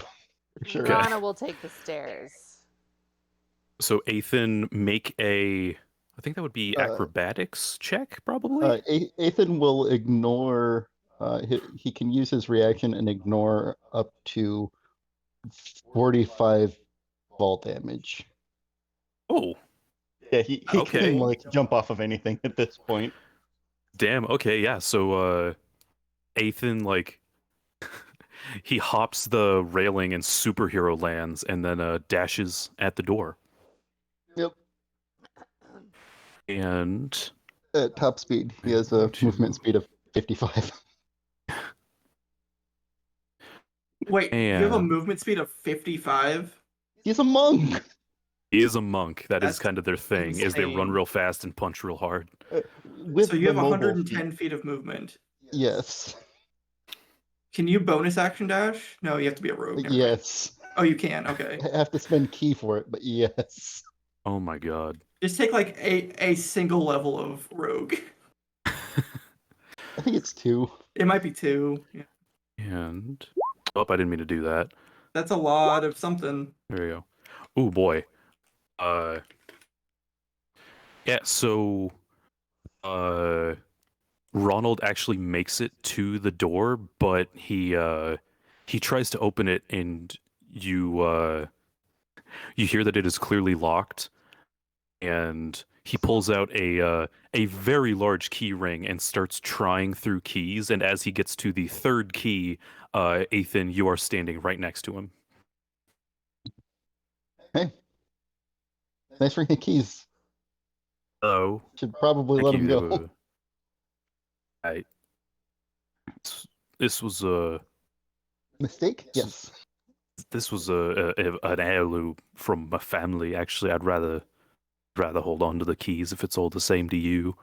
Okay, you can put them in your pockets. That's fine too. Okay. Yeah, we just got questions. Rana dropping the accent right. completely as she jogs up with Eli. We're like, I've look, been fooled twice. You people- don't have an accent. dude. Okay. So she's As like, you drop the dude. accent, he seems like deeply betrayed. How close is it to 5 minutes now? You have 1 minute left of the accent at this point. I'll People are not ride this Liger down. small. So we're trying to figure out what the fuck happened and how to like help him, okay? I He was can being explain sold as a everything. strange creature in a curio shop. Like, that's not cool. Somebody sold. That's not very right at all. Yeah. I mean, I'm a gang. I extort people and do very mean things to lots of people, but I would never sell people. I sell animals. I would never sell a person. That's a bit rude. I can explain everything if you just let me open this door. No. No. That How about you explain now and then tell us You why you want to really- open the door, and then maybe we'll let you open the door. Or we if- could just take that gold flask from you now. Ethan here can bonk you on the head like he did your mage outside, and we'll just figure this out on our own. you bonk Tim? Tim asked us to. Your boy Tim asked us to bonk him. He is a bit of a weirdo, isn't he? I just shift back into Hey, New York don't kink accent shame. mode. Yeah, that's true. That was uncouth of me. We're really trying to work on the emotional support side of our business at this point. I've hired an HR. Unfortunately, it was a mountain lion, so our HR ran away. But And died. the other one died too. Oh, damn it. So I can it's kind of hard to explain exactly what's happened. If I can just open this door, Why do you want to open the promise door? no funny. Why? Why do you want to All open that's the in door? here is the remains of my office that he left, and he points at Eli when he says that.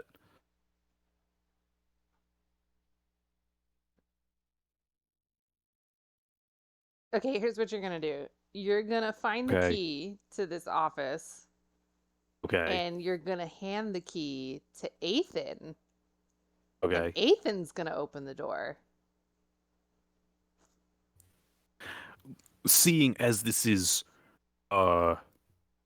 3-on-1, I guess more like 3.1 on 1.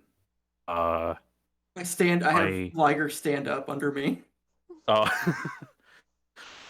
4, I guess. I will seems reasonable, I guess. And he takes out the key ring again, and he starts trying more keys very frantically, just kind of like looking at Rana, looking back at the keys, looking at Rana, back at the keys, until eventually he does find one that slots into the lock. And at that point, he just leaves it in the lock and takes just like half a step back. Shows his hands. Ethan will step up and turn the key in the lock. Okay. Open the door. See what we got. The door opens and there's another bit of a hallway, but very interestingly, you can see daylight coming from the hallway. That's a weird hallway. What's with your hallway, buddy? It's it I can show you, and he starts walking down the hallway. Ethan, keep an eye on him. Yeah, I'll keep an eye on our friend King Leader Ronald. As you walk down the hallway, it goes for about like 15 feet or so, with a slight curve in it. And as you come around the curve, you see, right in front of you is like a pretty fancy desk. It's got like a bunch of folders and papers on it, a little like fantasy set of those little like Newton ball thingies, the click clacks on his desk. However, behind the desk, there seems to be a massive crater that just barely missed the desk. It starts sloping downward, like just behind the desk, and it is about 100 feet wide or so. There's a huge office and a huge crater. Believe me, it didn't used to be this big. And as you look up, you can probably Rana with your passive perception. I think how that works. You can see that the crater looks pretty recent, like within a few days ish, with big, like long scorch marks coming up the sides of the walls of the cavern and stuff, and it is completely exposed to open air above. So there's like this tiny office that's about 10 feet wide that you're standing in, and then beyond that is just this huge crater that goes to about, it gently slopes down to about 30 feet deep. Okay. What happened? He did, and he points at Eli. That doesn't. Okay, but he has lost his memory. So you're going to have to give us a little bit more. I was just sitting in my office, putting in my taxes like any good business owner does. My business, of course, being my gang, who is violent and full of crime. We promise. And then, next thing I know, there's everything happens, and I turn around, and he's down there. The new massive hole right next to our secret hideout. Wait, so he just like fell? Guess. He was at the bottom. Got a little bit Australian there for I don't know. He was at the bottom of the crater when so I went down to check on him, and he was down there, and he did it. Was he little or was he a regular sized person? Well, he was a little bit, maybe not as small, I guess. As he's saying this, he's like slowly backing up towards the crater. Like he looks like he's trying to run away. A little bit. Okay. He's like slowly backing up, getting towards the edge of the crater. Rana's gonna pull her bow out and be like, "You're gonna want to stop, or I'm gonna nail your foot to the floor with an arrow." You are very aggressive. I am merely explaining that Ethan, can you get behind him, please? Sure. At this point, he is kind of standing. Oh, he is standing kind of like a foot away from the edge of the crater, so getting behind him is a little precarious. Okay, Ethan will go stand kind of near him, looking down at the crater. I merely exacted my right as a fantasy citizen to see this intruder who had messed up our home, my house, and and as he's saying this, Rana nails his foot to the ground with an arrow. he rolled a 1, so he pulls what appears to be a smoke bomb out of his bag and throws it at the ground, but it does not go off. It just kind of tinks and then rolls into the crater. Hmm. That was I was gonna do something a bit more dramatic. That didn't. It appears that one wasn't done. Can I try again, real quick? I've got No. more smoke bombs. Right, Ethan, can you grab his hands, please? I have a fun idea. I have a bit of rope. I'm gonna tie it around his ankle, and the Oh, other bit I'm gonna tie around like my waist. Ethan, can I borrow that wand you just bought? Yes. Yes, you can. I And cast levit. Oh wait, it has to be on a willing creature. Never mind. I mean, You- you had a potion of this guy's voice. I'm willing. It's fine. You're willing to do what? Whatever you're planning, I will accommodate. You are my guests Okay. now. We use the potion of I use the wand of levitate on him. Okay. I think he controls it, but I imagine that he is now a balloon. You go to use the wand of levitation. Oh dear. Make a sleight of hand check. Okay.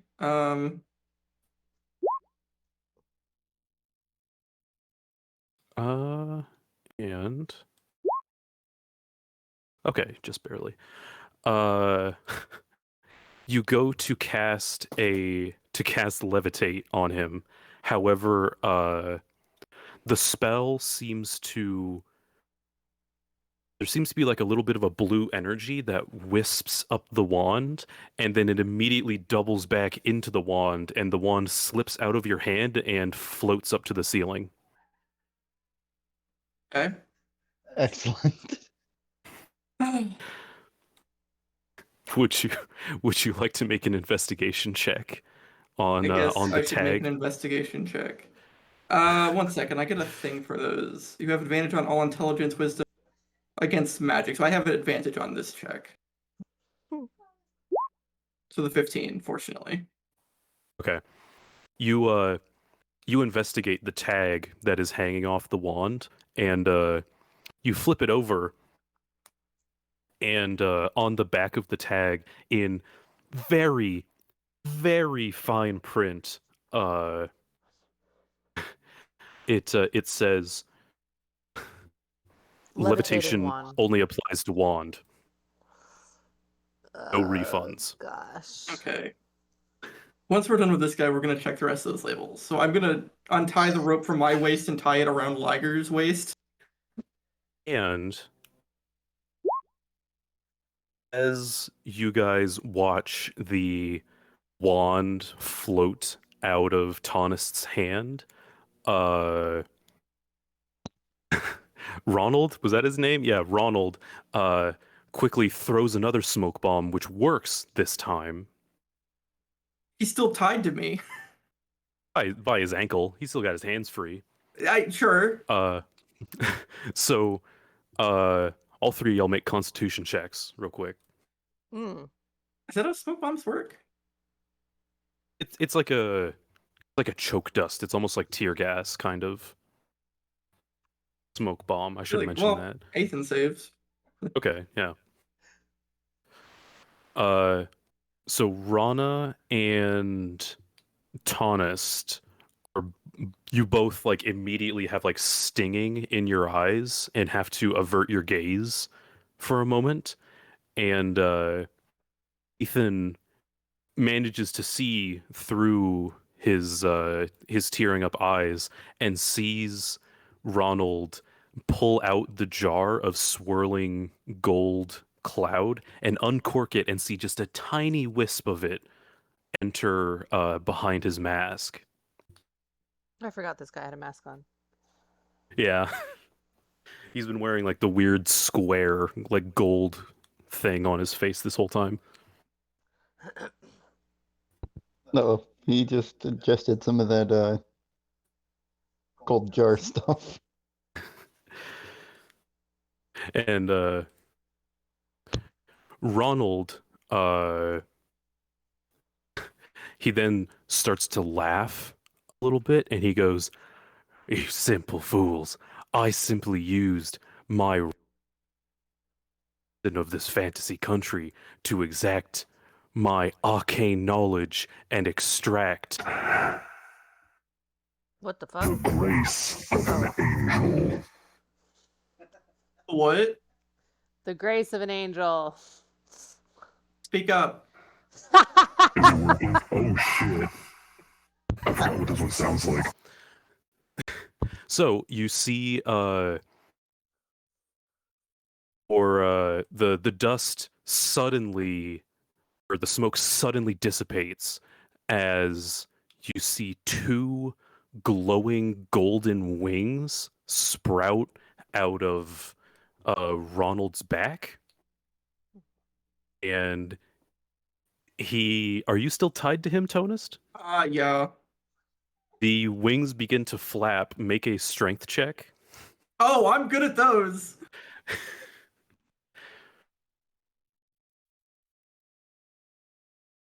Oh, wow, he actually is. Okay.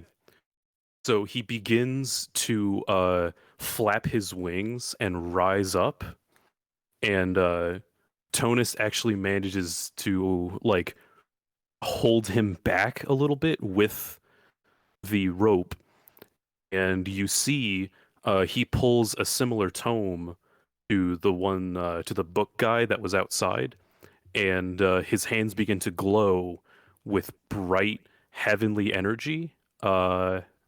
Everybody, roll initiative.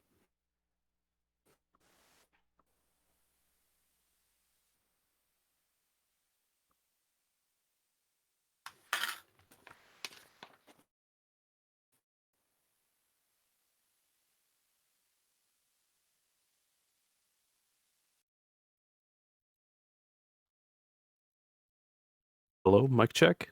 I rolled. Yeah. Okay, cool. Nobody was talking. I got nervous. Oh, damn, where did my pen go? There's my pen. Okay. So, we got...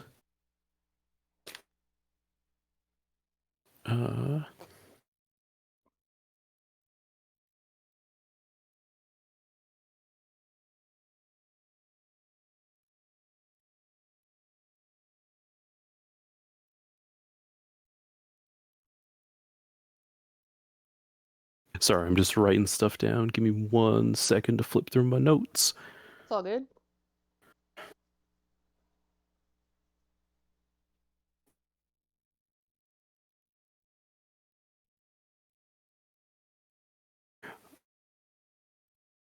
All right. It is Rana's go. Okay. God, sorry, one second.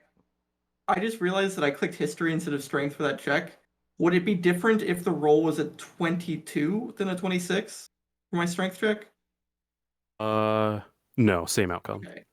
Okay. I had noticed that and was like, history. I probably should have noticed that. It's all good. Okay, so I'm gonna cast Hunter's Mark on him. Okay.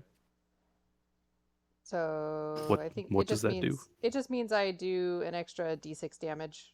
And can track him easily. And I can track okay. him, yeah, if he tries to like fly away. Yeah. Oh, wait a minute. Oh no, that just makes it longer. Never mind. Okay, so yeah, I'll use Hunter's Mark and then shoot him twice. Okay.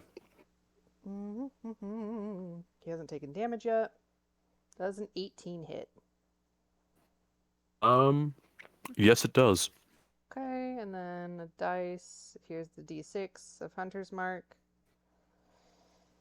So that's 14 damage. I don't know if he has any resistances because he's like, you know, Like all potentially. Ace Mari.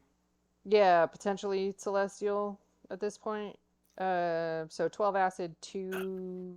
I don't know what Hunter's Mark damage counts as. I think it might just be force, like 2 magic regular. damage. Yeah. It's the old-fashioned. Let me see. Deal an extra d6. It doesn't say what type of damage it is. Huh, okay. It says just an extra d6, so maybe it's still just Maybe it's of the acid? same type. Yeah. Oh, So okay. let's just do 14 acid. And then we'll do Colossus Slayer. So one more. Okay. Holy shit. All right. Why do I have 3 piercing? Oh, because Colossus Slayer. Right. And then I'm going to guess that hits. Yes, it does. And so an extra 3. So we've got 23 damage. Okay. You fire into him twice. The acid does seem to take effect at first. You see it kind of singe his clothes, but before the acid can like spread very deep, you see like a heavenly light come out of his golden mask and stop the acid. Hmm. Okay. Sort of like boom zoop into the acid. It doesn't heal it, but it does stop the acid from spreading. Does it look like the acid doesn't do as much damage as it should have? Yes, that's basically what I'm getting at. Okay. Okay. Is that Rona's turn? That is my turn, yes. Okay. So next up is Ronald, and Ronald is going to he raises his arms up again and he says, Behold the heavenly fury of an angel. Wow. and Pretty good. he in one of his hands you see a massive golden gleaming blade form out of thin air, and he uses it, he swipes it downward in an attempt to both hit the rope that's at his ankle and Ethan. Uh, can I have him make a wisdom save? A wisdom save, okay. Yes.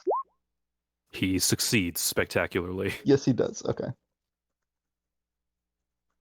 That's all That that was also a matters. nat 20. I didn't plan that. No, he definitely succeeded. So does Nothing happened. anything else Don't worry about happen? Or, okay. Oh, Uh, nice try. I wondered what would happen.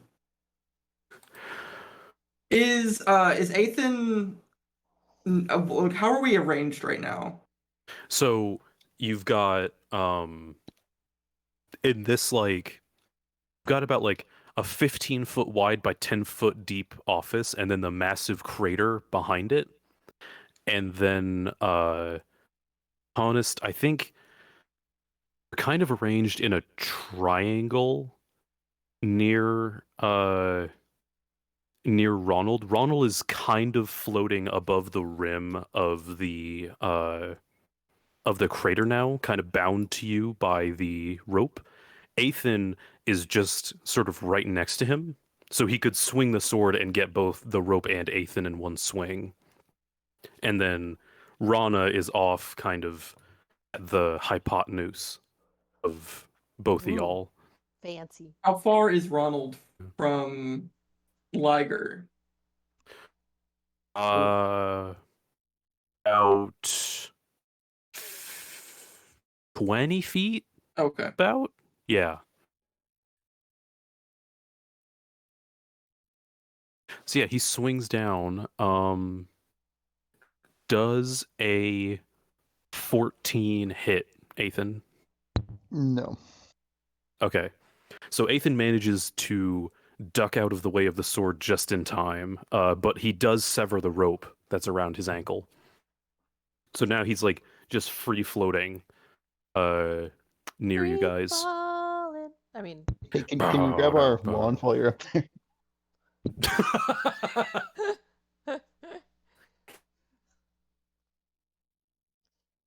No. So with that, he floats over just a couple feet, so he's kind of floating back behind his desk above you guys. And now it is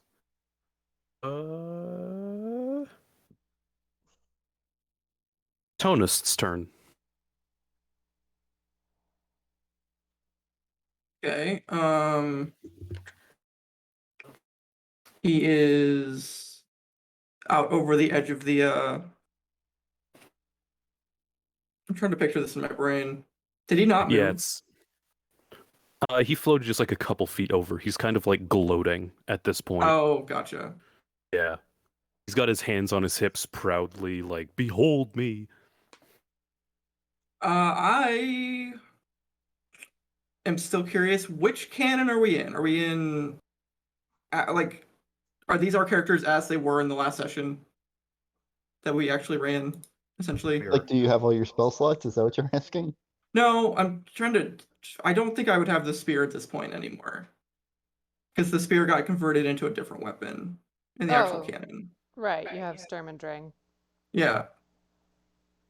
Yeah, I'm gonna say you have Sturm and Drang. You basically Okay. just like move over your character sheets. Well, I can't Basically. throw Sturm and Drang, but I can throw this great club. All right. Yeah, Let me. swords are pretty give me a good at second. being thrown, from what I understand. Great club 5e. What is? Can I throw it? Yeah, I should be able to. Yeah, I can. All right. And at part of me throwing it, I am casting that spell whose name I forgot. Conjure Barrage, which is not a spell that is in the list of spells that I can cast through the compendium. So I'm just gonna stick this here. Non-magical weapon. So I'm throwing the Great Hammer. Each creature in a 60-foot cone with six. Oh, I guess he needs to make a dex save. Okay. I Yeah, since he has, let's see. It's a cone, so yeah, I will roll that. And does a My spell save non-natural is 20. Huh? Non-natural 20. Oh, he has a +5 to dex? He's heavenly superpowered. Alright. So he takes 5 bludgeoning. Yikes. Okay. Yeah, he's you see him like floating out above the crater a little bit, and he's starting to like gloat and taunt a little bit. And mid gloat, he sees you toss up the hammer, and it creates a cone of identical weapons that shoot forward. Yeah. That's badass. It's All very right. cool. So a barrage of hammers comes at him and kind of catches him unaware, and he takes all of them full force. Specifically one hitting him right in the mask, and it makes kind of like a bell sound as it bonks That's off my shtick. of him. He's stealing your bit, Rana. You gotta stop him. Oh, I can. You want me to? Yeah, go for it. I'm It just is kidding. now after that, if is that Taunus' turn? I don't know how this works. Is there how close to his ankle did he cut the rope? There's about I want to say like about a foot of rope still dangling from his ankle. And how far back did he, or how far away is he floating? From you specifically, he's about like 23 feet. Oh, so I can't run and jump the 23 feet to grab the rope. I mean, I you could. cannot run and jump the 23 feet. I don't think so. You could try, I guess. No. Thank you. Okay. Oh, interesting. Yeah, that's the thing. Okay, I guess it's Ethan's turn then. Well, so I Yes, don't think it it's is. ranged anything. Let me check something real quick.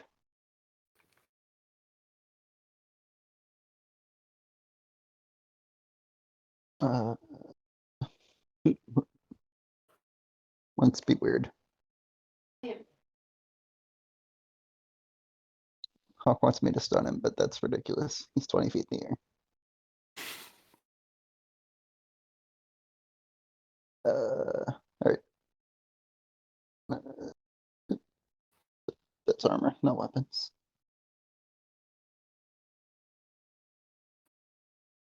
Weapons.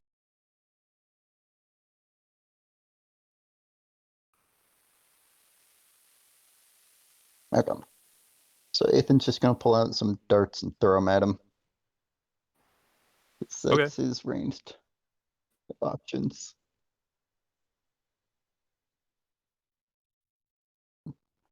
Yeah.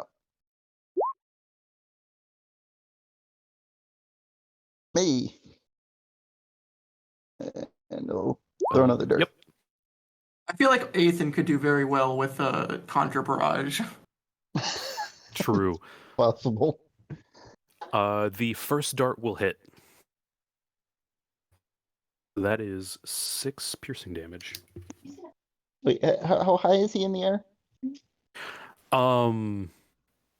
He's floating about 15 feet off of the ground. Oh. Then Okay. Okay, Thought he was a lot closer. that's what I thought you said, and then Hawk was like, "Wait, no, I thought he was only a couple feet," and I was like, "No, I think he's out of arm's reach."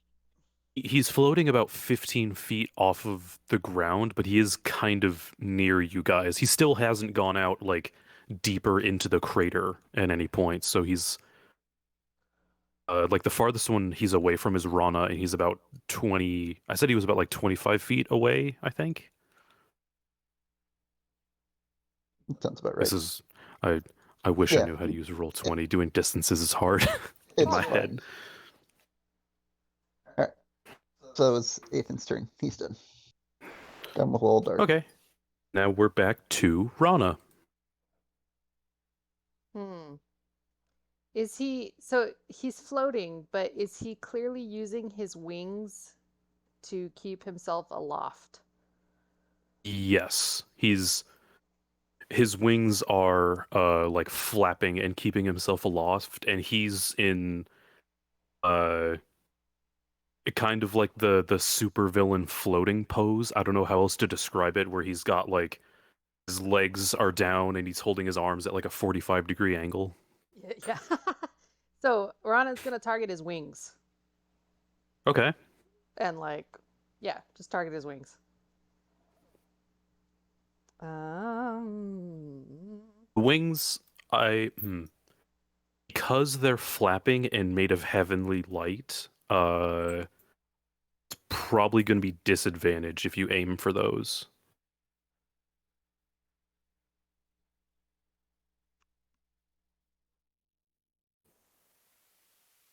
I'm gonna try it. All right. I feel like because otherwise the rest of our party is just kind of like can't hit him. So I'm gonna try it. Got him. Fuck. All right. I forgot you have like 30 plus 30 everything for bows. There's one. I mean, disadvantage. Right. Rolled a 15 if disadvantage. Yeah, it's pretty good. Yeah. Okay. I'm gonna do that again. Yep. Go for it. Shit. All right. So how much total damage is that? Is that Like we're at. I'm sorry, I'm not. Hold on. It looks like 20. Okay, 34. Chaos says. Yeah, 34 before being halved or anything like that. okay? He I suppose the hunter's mark isn't halved because that's piercing damage. Oh, Hunter's Mark is piercing? Mhm. Oh, okay. That's not what we settled on earlier. We just figured it was more Oh. acid. Oh no, I think it's specifically piercing because the warlock version hex is specifically necrotic. Uh, I have never played a ranger, so I have no idea. I have played a ranger and I still have no idea. It just says. Oh. It just says an extra d6 damage. Oh, okay, then. Okay, I thought it was piercing. Then never mind, ignore me. It doesn't say. It doesn't say. Yeah, then it's probably whatever the base type is. Okay.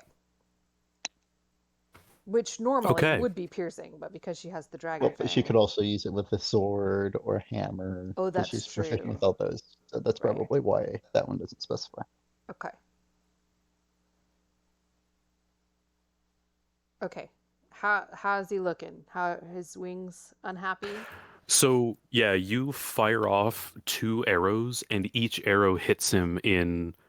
Get him like 1 arrow in each wing, and you hear him say, Oh fuck. as he the wings like kind of bend inwards as they're hit, and he falls to the ground. He hasn't fallen into the crater.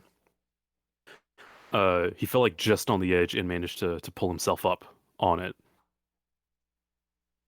Sweet. You All right. have grounded him. Yes. Suck it, other dude with mask that I can actually do something about right now. My name's Ronald. I'm gonna start calling So- Mask Ronald in our other campaign, and it's only gonna be funny to you guys. Okay. So, and with that, speaking of him, it's actually Ronald's turn. So, Oh, I meant to ask. Does it Oh, yeah. still look like the damage is not as much as it should be? oh yeah, the same thing happens when the arrows hit his wing. Like they go like they stick like halfway through the wing,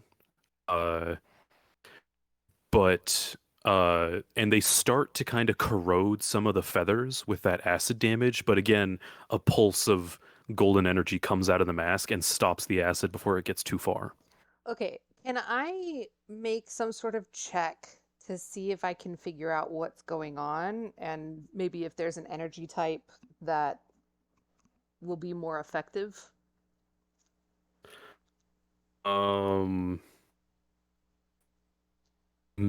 Maybe.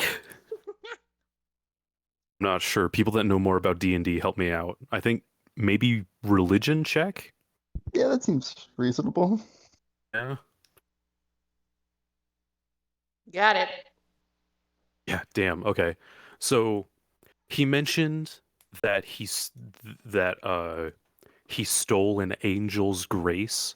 So you can take from that probably more earthly things like acid and poison won't be as effective as more supernatural damage types that could be potentially better against angels. So necrotic. Yeah, probably. Or With things a 20, of a a more natural 20, heavenly not thing. not probably. Yes or no? Yeah. Yeah. You you probably know with that messing with you. yeah, I know. Yeah, he more things of if Ambrose was here, he would Well- fuck this guy's shit up. Wait, aren't ASMR resistant to necrotic? Like No, they're He's no, not an they're- ASMR. They're resistant to Radiant. radiant. radiant and Yeah. necrotic normally. Well, he's also But not an whatever. ASMR. Well, he's a. Well, I mean, ASMRs are angels. He's just like supercharged with holy energy right now, basically. Ah. I'm pretty sure ASMR are only Okay. resistant to radiant. But okay, thank you. Oh, Guff. I had the Roll20 page pulled up. Oh, okay. So, as Yep. as Necrotic and Ronald radiant. stands Right. back up, he tilts his head to one side and pops his neck and reaches down and grabs the chair and desk that was Uh-oh. sitting in the office. Oh no. And Our DM is the one who was playing Oz. Sorry, keep going. Throw table him. uh he picks up the chair and the table, and the chair he just wings behind himself and throws it, and you see the chair disappear into the upper atmosphere. Oh. It like disappears like Team Rocket. It just shoots out in this little ping and it's gone. Okay. And then he picks up the desk and he looks squarely at Rana. Uh-oh. Rana, make a dexterity check as he begins to rear back, and you see him throw the table with the force of a freight train. Oh boy. Uh-oh. Question: how close? Like, we were already on the edge of the cliff, right? Is he like just right next to us, or is he below us? Oh, he would be right next to us, I assume. He's pretty close to you guys. Like he kind of walked a little bit forward, and the office was uh it was a little bit big of an office before it got like blown to smithereens. So Rana is about 20 feet away from him. You, Tonus, I think are about 15 feet from him right now, and Oh, Ethan okay. is like right next to him, probably like 7 feet, give or take.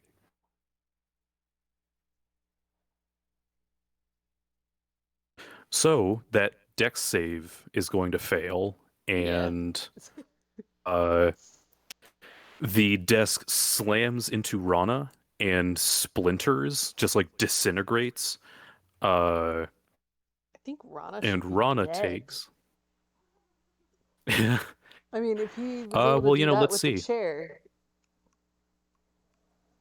Suppose the desk. Rana takes Oh, oof. Oof. 32 points of damage.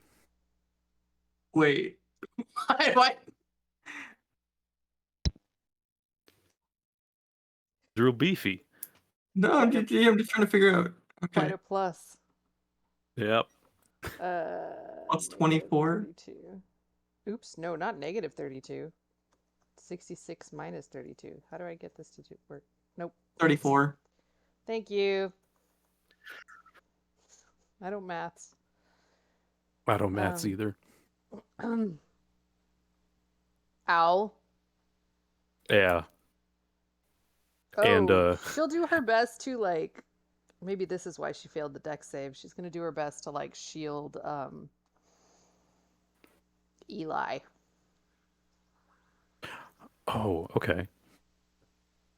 As well. Like while she's trying to get out of the way, she's trying to make sure that Eli's you okay and doesn't take any damage. you do properly shield Eli. You like hug him underneath yourself as you take the brunt of the force from the desk being thrown at you. Not super gonna matter because the arena's pretty small, but that does the desk also does knock you prone, I'm gonna say, from hitting you just that hard. Yeah. But Eli is okay, and now it is Tonus' turn. Oh, 1 second. Okay. Real quick, is that gold bottle visible? He, after taking a little whiff of that heavenly grace, he tucked it back into his robes. So Okay. as of right now, it's not visible. Okay. That's fine. Is Ronald wearing armor currently? He's got the metal on his hands and feet, but the rest of him is just draped in like cloth. Okay. Also the what, mask. And also the mask. what is his mask? So the metal mask, yes. Can I tell how it's attached to his head? The metal mask? Uh, the hood does kind of cover it, but you can see it's literally just a strap of elastic. Oh, That okay. goes from like one edge and wraps around his head. Is he holding the sword still, like the magic sword, or did it Oh dispel? no, he like summoned it, attacked with it, and then it disappeared again. Gotcha. Okay. Yeah, he had both hands when that's why it was such a beefy throw. He had both those big boy hands when he threw the desk at Rana. Well, all right. I have a different plan then. I'm just gonna walk up to him. Okay. And I'm gonna cast Branding Smite. Oh. Let's do 3rd level. I'm not even sure what 3rd level. Let me check and see before I do that. Okay. Sure, why not? Let's go big. Branding Smite. But I have to actually attack with that first, right? For it to do the 8, if I remember right. Yeah. Yes. Okay. I have to hit him with my hammer, so I will swing the hammer. All right. Does a 23 hit? It does. So 8 radiant. 12. The way Jacob put this on my character sheet is it is 12 bludgeoning, force, and lightning, and I don't know how to parse it correctly in Roll20.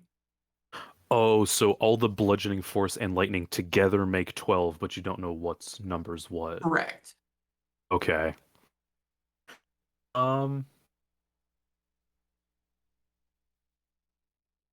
Okay. So yeah, you swing at him and you get him like right in the kisser. The bludgeoning force and lightning. He takes a big ol' hit from that. But as you hit him with the radiant damage, you actually see him get a little bit it's like you hit him, the radiant damage spreads over his body, and he actually looks a little bit recuperated from it. Well, okay, if that's the case, I'm gonna Arcane Jolt him and do another Okay. three. That's another 3 force to him. Okay. That does it. Oh, that does it, or what does it? Oh, that doesn't do. I mean, you do. Is that the Arcane Jolt? You can just do that. You don't need to roll anything. Yeah. Well, whenever I Okay. hit something, I can apply an extra little bit of damage. That happens. So in total, that'd be I'm gonna hit him again. okay. All right. So another. Is it really only? What is the? So it's a D8. That seems so low. It's because I'm rolling a bunch of 1s. Okay. Oof. And then another. Well, aren't there a lot of like D2s in it? There's a bunch of D3s in it. Yeah. Oh, D3s. 1d8 plus 2d3 plus 1 plus 3. So I rolled a 1 on that first d8, and then I rolled a 1 on one of the d3s, which is, whatever. So it's Okay. 15, 12, so it's 27 between all of those. And then Liger. Does a 15 hit? Okay. No, it does not. Oh, interesting. Okay. All right. So altogether, that was 27. 27. All right. And then 27 minus the 8 radiant if that healed him or Yeah, whatever. So 21. What? Yeah, you come and swing at him with that radiant, and you hit him with the radiant, and he seems a little bit rejuvenated, like he's got a little bit more pep in his step, and then you immediately come down with all of that bludgeoning force and lightning, and you actually knock him down onto one knee from the force of the impact. The first hit or both of them together? Both of them together. Gotcha. Okay. Like hit him once and he kind of flinches, and then you hit him again and he's down on one knee now. If he was not glowing before, he is now glowing with a 5-foot dim radius from the branding smite. Oh, as well. Yeah, he probably was glowing a little bit. I would assume he with was all already the glowing. Yeah. little bit of glow, you know. And if that's the end of your turn, Tonist, I think that is Athen's. All right. Then we'll step up and start swinging. Right. Unarmed strikes.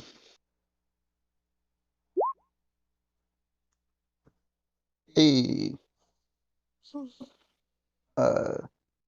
Ethan's gonna also try and use a stunning strike, so he'll spend a key point. And can I get a fortitude or constitution save from this guy?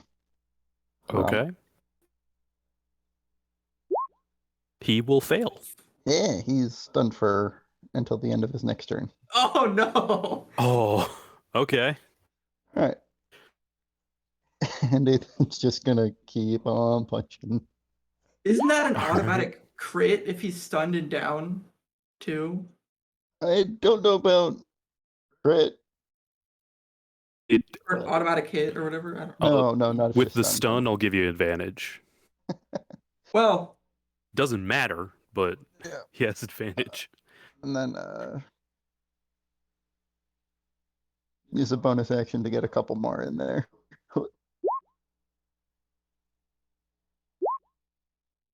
oh, does a 17 hit?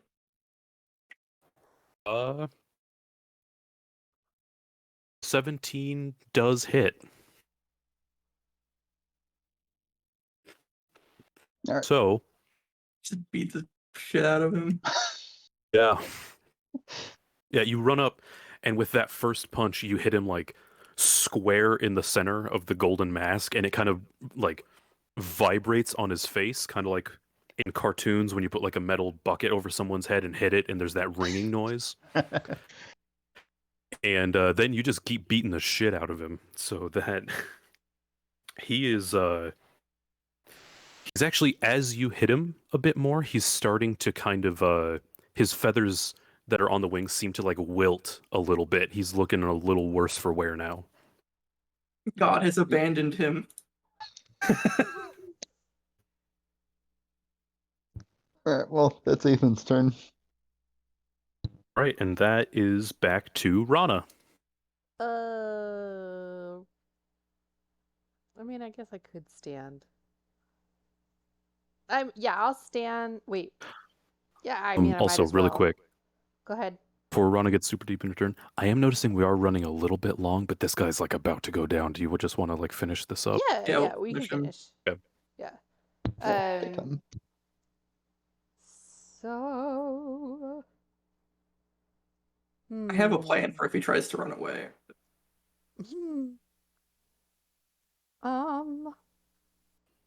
What is this? Is this an action? What is Toll the Dead? It's an action. Action. Wait, what's that? Oh, you can. Okay, they still have to fall in the rules of bonus action, but one has to be a cantrip. Okay, never mind. So I'm just gonna use Toll the Dead. Okay.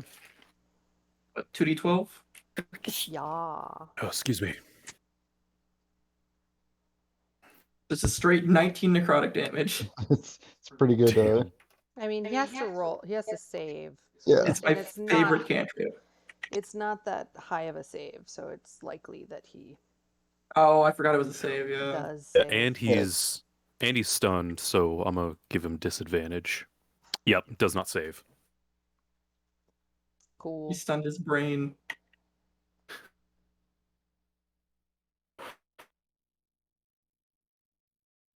So that's Rana's turn. Oh, okay. Oh my god, ugh, I'm feeling sneezy. So, you see him like wince back as he hears the Toll the Dead, and he gets back up onto both feet, and he goes, That's it. I just wanted to rule the world a little bit. Is that too much to ask? Now, you adventurers who I've never met that just threw all of the stuff into my plans, I'm just gonna blow all of us up. Oh. and he Oh no. grabs the. Wait, he doesn't get a turn. He was stunned. We're out of combat. Oh, okay. Okay. Don't worry, this is cool. Yeah, Don't yeah. worry about it. Don't worry. Just so he actually grabs the bottle of grace out from behind his from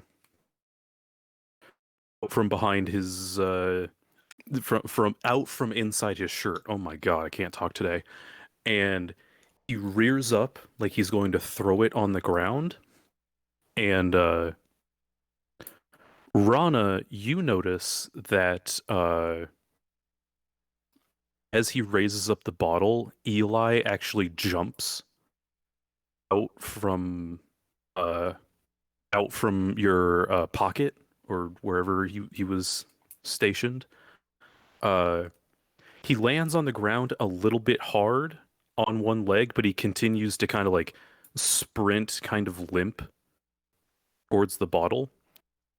And Ronald throws the bottle down right as Eli manages to get to it, and you hear a small Uh-oh. as the bottle smashes, and it seems like it's starting to about to explode. You see this bright, furious, almost nuclear-looking light start to expand from it, but it seems to stop itself and slowly start to collapse inward. And another bright flash happens. Everybody make a quick Constitution saving throw. Just a quick little. Just a quick Just a little. quick Oh little. dear. Uh-oh. Okay. Poor So- Rana. Not doing so well with these saves today. Not so good. I've rolled so poorly on all of these. You all are blinded, and you hear you've got like that tinnitus ringing in your Just got ear. flashbang. Like Basically, a flashbang just went off. You've got that like blurry kind of after image in your vision. And as your vision slowly starts to clear after a couple seconds, you look around down at the desk, and you see that or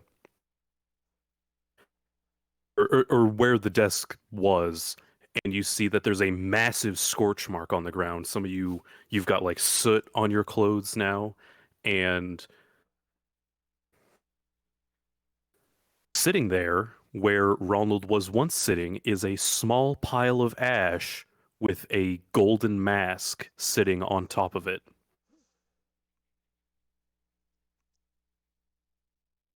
Huh. And as you start to look around a little bit more, you hear a voice come from above you guys. Hey guys. Yeah. Oh, look up. And you look up into the crater, and standing there is Eli, who is now 30 feet tall with 4 wings coming out of his back, clad in golden heavenly armor. Oh, okay. Uh, How Bye. you doing, Eli? Doing pretty good. Feeling like myself again. Thank you guys so much for helping me out with getting the grace back. Is he a diva? You're welcome. What? There's a creature in 5e called a diva, if I remember right. Oh, yeah, DEVA. the Deva. Yeah, DEVA. Eva. Oh. He's basically a giant angel. Yeah. Oh, yeah, probably. Hey. I mean, yeah, I totally planned that. What? Anyway, yeah. Yeah, glad you're yes, good. For helping me regain my grace and returning me back to my former power, I hereby bless you with power and courage of Tyr, my patron. Thank you for your assistance. And in another flash of heavenly light, he is gone. Wait. We were blessed by whom? Tyr. Tyr. Tyr? Yeah. I don't know who that is. Okay, cool. Forgotten Realms deity. He's the Oh, okay, cool. Is he the god of war? I think so. One of them. Oh yeah. Okay. Dig into that God of War. You're like, wait, can I get your number? Ow! No, that's not why. What? There's another dude who wears a mask. Maybe we could use some help with. Who also is trying to become a deity. So anyway, and that was- Eli is gone at this Yeah. point. Yeah. But The evil is you guys vanquished. do feel suddenly like kind of super jazzed about yourselves, and like it's like Olio just downed like 5 energy drinks, but in like a good way. You feel like you could run a marathon. Cool. Okay. So, yeah. I don't know if this is too broken. Probably gonna have Alazan sign off Nah. on this, but you have been granted the blessing of. Oh God, let me find the page. You have been granted the blessing of Eliodius, Knight of Tyr, and what that means is, once a week, specifically a week, you can call upon the blessing of Eliodius, and everybody's rolls will have a +5 on them for 10 minutes. See, it's a little broken. Or not 10 Um, minutes, 1 minute. You mean like Oh, rolls of a combat. D20 have a Yes. innate Yeah. +5? Okay. It's pretty good. Yeah. Pretty good. Yeah, you helped out an angel. He's gonna hook you guys up. That's good And stuff. with that, hey, we ended at 420. Nice. That is the first of It's 5:20. Guff's side 720. thing. Oh, Good job, Guff. That was fun. really great. that was Guff's first little non-canon side story. One shot. That's what the word I was looking for. I was a will lot of never fun. forget that we got Omega to do some sort of accent, whatever that was. Also, we started like basically exactly 20 minutes late. This was well timed. Yeah, Oh, thank you. yeah, that was Yeah, fun. Good was great. stuff. Yeah. Oh, Also, we shucks. have a specific request for this to go up on my YouTube channel. So if you're not opposed, because it was very good, then I would like have a to be able to post request? it. Who's requesting this? Somebody in the Discord Oh no. wants Which- to be able to wait. watch it. Oh. Like, oh, Lich. Okay. Like, is that cool? Sure. Yeah, sure. Okay, no pressure, dude. It's really okay so. if you're not comfortable with that. And if I you're don't just care. not Yeah, wanting to say on the stream, then you can message me. Oh, that's fine. Yeah, I I know mean, that doesn't really help. even with if the it doesn't go to anonymity the YouTube, even if it doesn't go to YouTube, you should at least save it somewhere, because I want that audio of thing. of Omega doing the New York. Right. Yeah, I'll probably It's- just port it to YouTube like usual. It slipped in Okay. and out on occasion. I was excited for there Fine. to be a point where he realized that I also didn't have an accent. Yeah, right. He looks Yeah. truly betrayed. It's so good. That was fantastic. Thank you, Guff. Oh, you're Oh, I love how welcome, you're just guys. streaming the Forge map. Oh, I am now. I had Roll20 up earlier Oh, okay. with just my character sheet. I'm gonna end the stream now though. Thank you, Twitch. Bye. Thanks for Woo. watching. Bye,